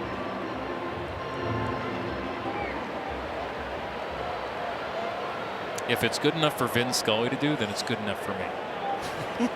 So you're Vin Scully. I'm just saying, I'm taking cues from someone who's at least somewhat respected in the business. I think. And I think from a play-by-play standpoint, you got to give the information from a superstitious. Actually, I'm a little stitious baseball player. We don't say it. I do encounter the same thing in hockey. Like, I've gotten in trouble. I've had like death stares. Same thing of like a goalie with a shutout, and like the analyst will look over and like, "What are you doing, bro?" So I learned my lesson quickly over there too. But you know, we always say we just don't mess with the baseball gods. Yeah, exactly. Well, we did. So sorry, Pittsburgh. Sorry, Paul.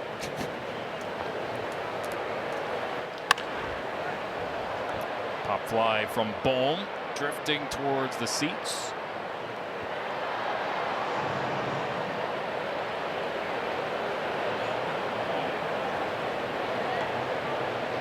Again, Atlanta swept Philadelphia last week. 16-3 scoring margin. And you have the top run differential team in baseball with the Braves and the worst with the Phillies right now. Bohm, line drive up the middle for a base hit. They feel like he is finally coming out of his funk. Yesterday, his second double, only his third extra base hit of the season. And this line drive base hit. Yeah, good piece of hitting for Bohm. He gets pitches because he's long, so he's never going to hit for a ton of pull power. And his swing is a right center approach.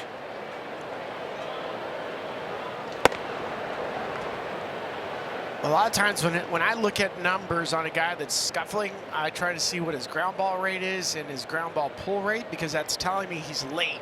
And for Bohm, it's the highest of his career. You know, last week against the Cubs, there was a situation on Tuesday. Bohm was inserted into the game as a pinch hitter with the bases loaded, representing the go-ahead run.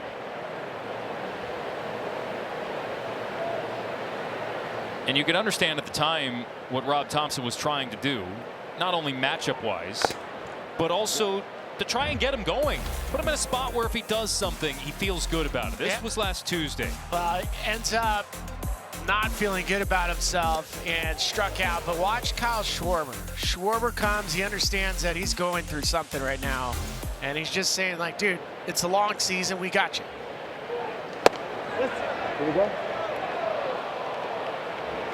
Over and over we hear about how Schwarber is such a vocal leader with this team right now as they battle through this.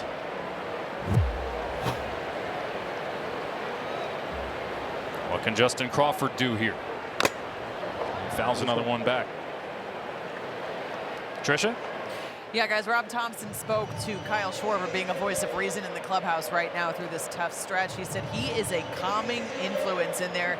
He keeps perspective and he keeps the pulse rate down, because Schwarber has been there on every team. He's been there with a team that's had massive success, winning a World Series, and he's been there through some teams that have struggled. So he knows how to keep a clubhouse level-headed through a tough time like this, guys. And Tricia, he talked last week about not wanting the hitters on this team to feel like they badly need a big inning. Crawford puts this in the air. Acuna drifting back. 2 gone. Again, the Phillies throughout this stretch have said all the right things. They're trying to push all the right buttons, but it's easier said than done when you're on a streak like this.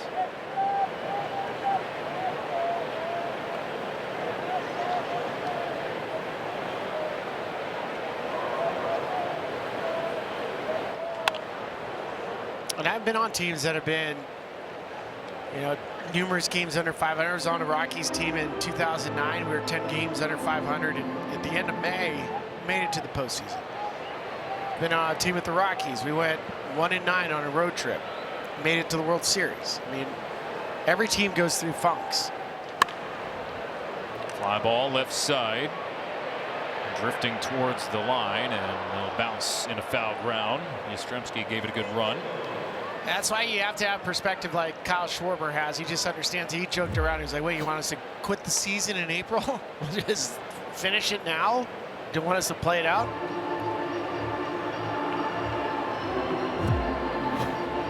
Brought up that the last team to be 10 games back in division in April since 1969 to make it to the postseason was the 1987 Detroit Tigers. And by the way, that Detroit Tigers team, they traded John Smoltz to the Braves for Doyle Alexander.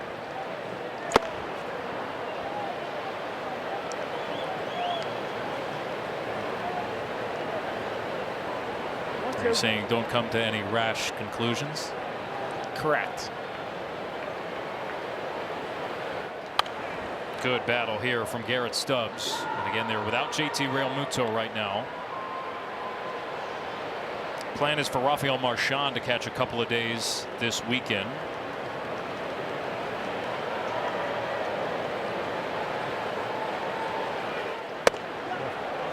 Stubbs looks in, ball 2. Stubbs is given good at bats tonight.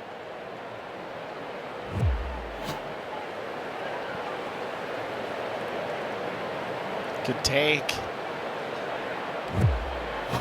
for 3 on the night. Another foul ball. And to me, it's not about always getting hits. It's about driving a pitch count.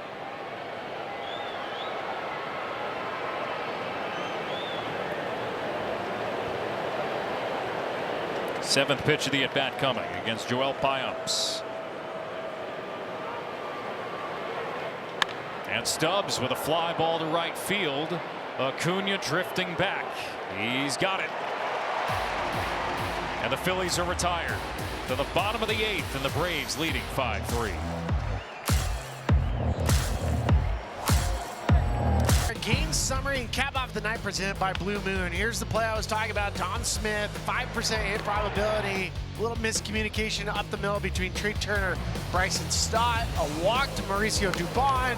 The pinch hit with Walt Weiss using his ace in the hole. Michael Harris, and when things aren't going right, they are not going right for the Phillies. Tim Meza comes out of the bullpen for Philadelphia to face 7, 8, and 9 here for the Braves. The bottom of the 8th. All things considered, for the Phillies, this is closer to the type of game that they're looking for. Even yesterday in Chicago, first pitch swinging for Dubon. Will send Garcia back, and he'll make the catch in front of the wall. But I go back to your idea of playing synchronized baseball. Yeah. It's hard to do, but when it's going right, it's what you see in Atlanta, right? Yeah, you have a starting pitching ERA that's really low. You have, hitters hitting with runners in scoring position. Start running into some homers. Synchronized baseball. That's when you're playing where both sides are doing their thing. But when you have a losing streak, what happens is once things start going south, guys start to press. They start to try harder and harder.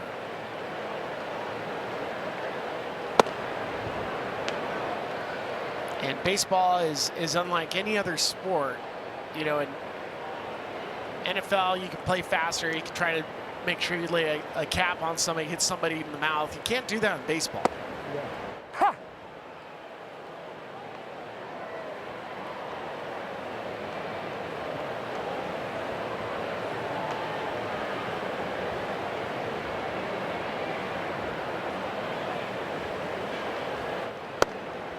Ha!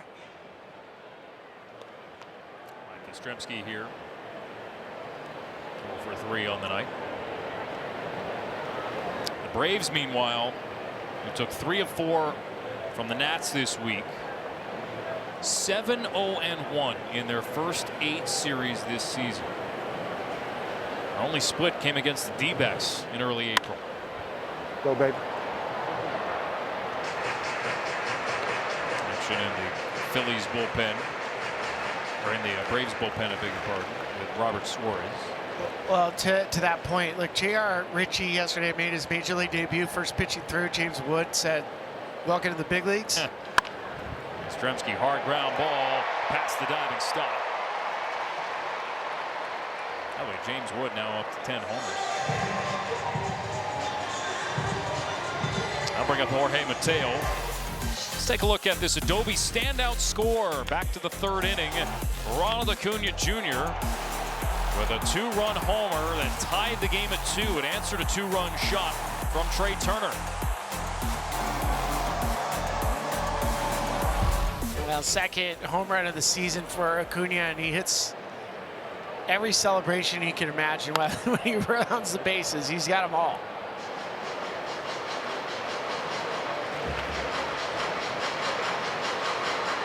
It's the ultimate contrast to the World Baseball Classic, watching Venezuela and all their celebrations And histrionics and the U.S. trying to be as stoic as possible.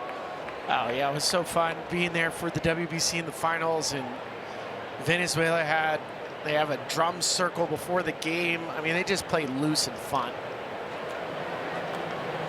which is how the Braves are playing right now.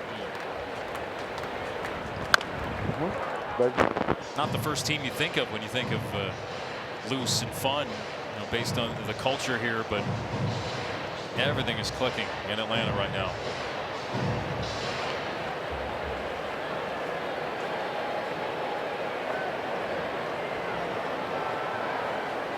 There's JR. And the dirt. Stubbs unable to make the block.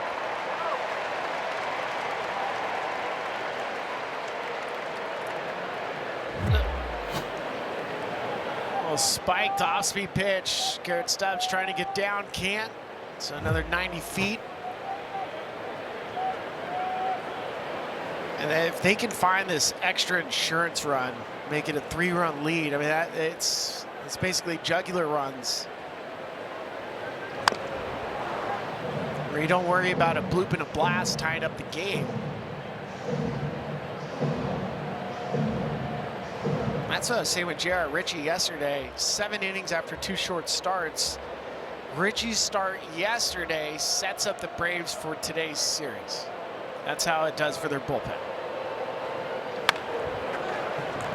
And the Phillies come in because I know we're talking a lot about, well, could you have brought in a reliever to face Michael Harris? Well, a lot of Rob Thompson's relievers have been used a ton in that series against Chicago, so he's trying to get Andrew Painter to get him out of the 6th. Strikeout here of Mateo, or the 2nd out of the 8th. That'll bring up Acuna. There's that backdoor off-speed pitch where Mateo just last second, you're like, that might come around the strike zone, and you fire off your swing trying to foul it off, and you miss it. They're going to intentionally put Acuna on base so that they keep the force in order. And that'll bring up Drake Baldwin instead. Which I don't know if I want to face Drake Baldwin even left on left. Leading the National League in hits, runs, 2nd in runs batted in entering today. 7 homers, that's top 10 in the NL. 0 for 4.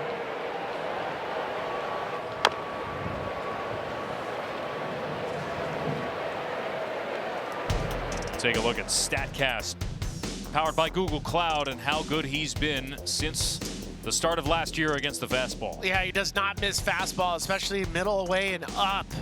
I mean, he just covers everything. And Tim Mesa,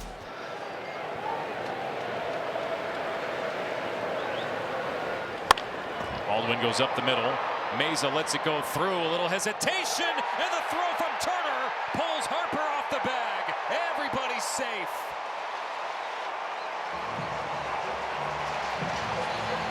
this is the 2nd time the Phillies up the middle have failed. That's why Rob's looking like that. You understand? This is an out. Stott doesn't get over to 2nd. Look, Turner's looking for the flip. Stott was also pulled on the right side, so you have to know that if you're Trey Turner. Hey, Stott's pulled over with the left-handed hitter. I got to go to first right away. And those are the plays that those are the ones, more than anything, just weigh you down because you're out of the inning.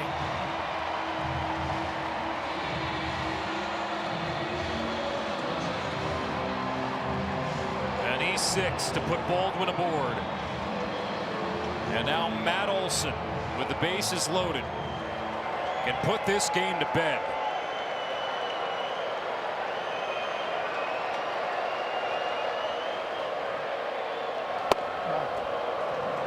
This is just pre-pitch awareness for me, knowing where Stott was before the play, and then he ends up getting underneath it.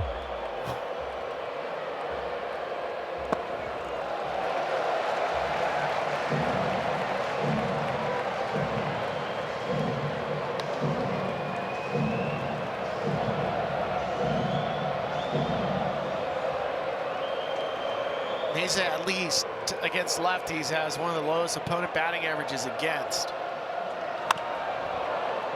So if you're gonna have anybody that can sneak out of this, it's Tim Mesa, left on left. But really frustrating. I mean, just seeing two costly plays tonight.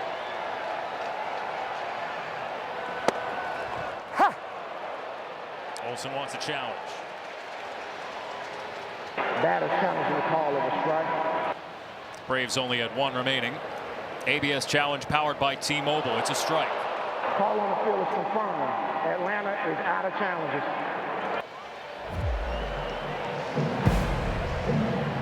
That's regular baseball for Atlanta. So a pitch off the plate, you're probably gonna have to expand your strike zone if you're Matt Olson.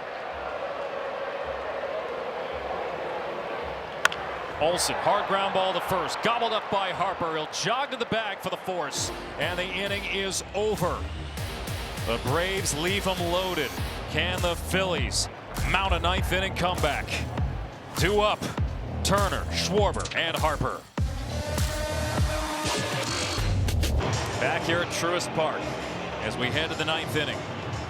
Braves taking the lead in the 6th, the 3-run inning. And the stage is now set for Robert Suarez. Yet with Raisel Iglesias injured, Suarez comes into the game as their closer. The Braves, the only team in baseball with 0 blown saves. Suarez is 2 for 2 on the season. He faces Turner, Schwarber, and Harper, the top of the order for the Phillies. And it's ball 1, a fastball up and away. Yeah, with Suarez, he's been an all-star multiple times, and for the Braves to get him this offseason, it just set up their bullpen as a position of strength. Now, he has a really unique fastball. It's a natural cutting fastball. Gets good extension, sits right around 99 miles an hour.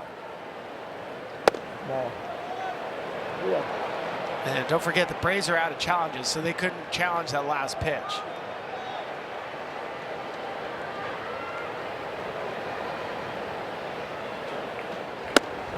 That's ball 4. 4-pitch walk to Turner, and now the tying run comes to the plate in the form of Kyle Schwarber.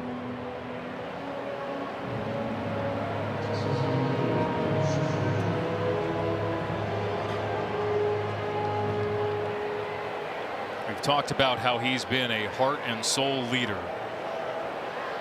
through this tumultuous stretch. Can he deliver here in the 9th?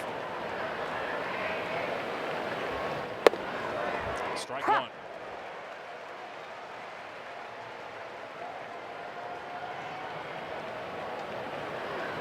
End of the day, 2nd in the National League to James Wood in homers.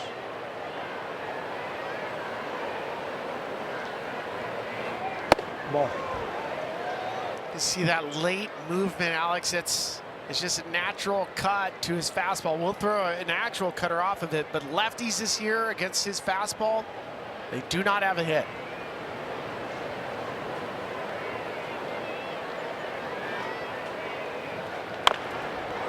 Good pitch, right? So a cut fastball from a right-hander to a lefty. You think Mariano Rivera. You might think Kenley Jansen now. He's 3rd all-time in saves.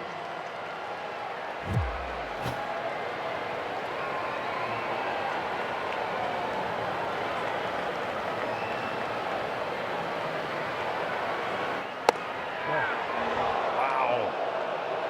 Again, Braves are out of challenges. That's why Drake slapped his quad. He was like, come on. Would have been a strike. They're out of challenges. Regular baseball.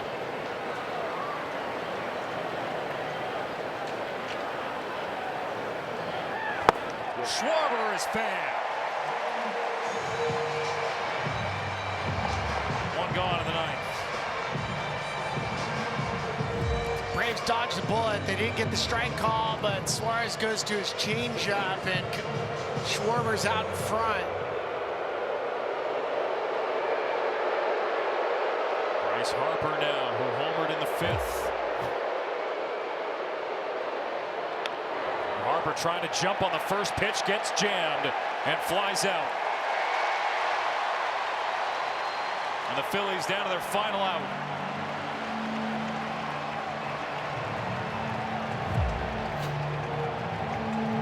There's that fastball, ties him up and in, late movement. Your eyes just can't track the last couple feet of movement. You just can't. Adolis Garcia now. Yesterday hit a pinch hit homer in the ninth to tie the game. First pinch hit homer of his career.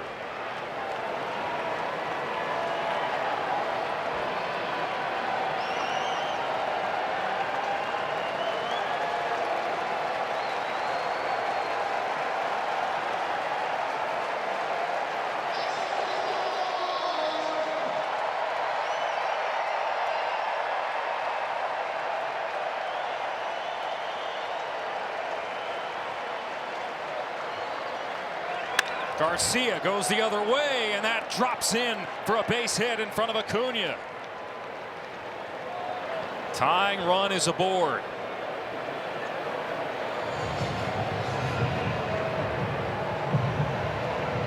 That's a great piece of hitting from Garcia.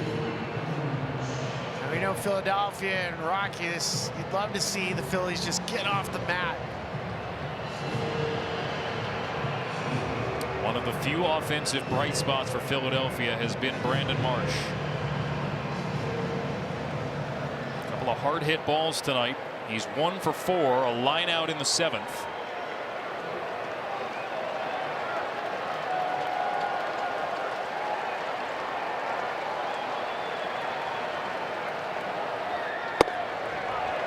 Strike one.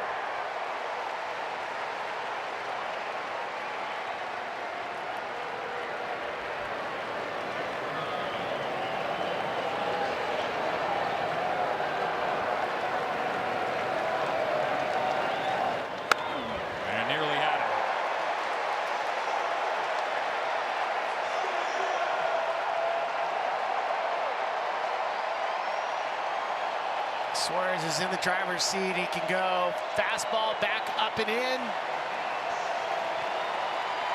He can throw his changeup.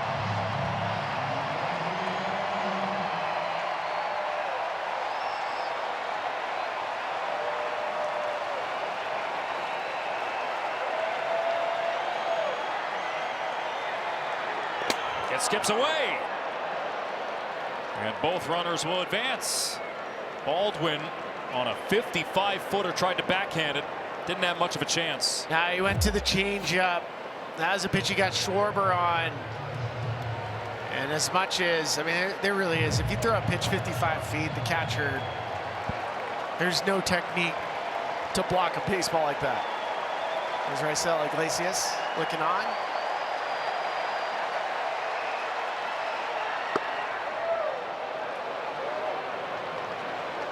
Outfield defense for the Braves is deep, so a base hit will tie this game.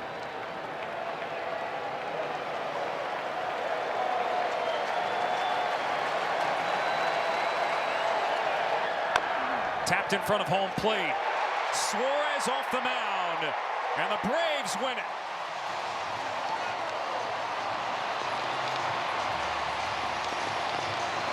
A comeback victory for Atlanta. They remain the best team in baseball, and the doldrums for the Phillies have reached double digits. The losing streak now at 10. Money Mike had the big hit tonight, a pitch hit, a bat double. Acuna with the home run. Braves are not going anywhere out of first place in the National League East right now. They are in a power position, and this Phillies team, after watching it tonight, you could see why they lost so many games in a row. Self-inflicted wounds, extra opportunities for the Braves, and the Braves just capitalize.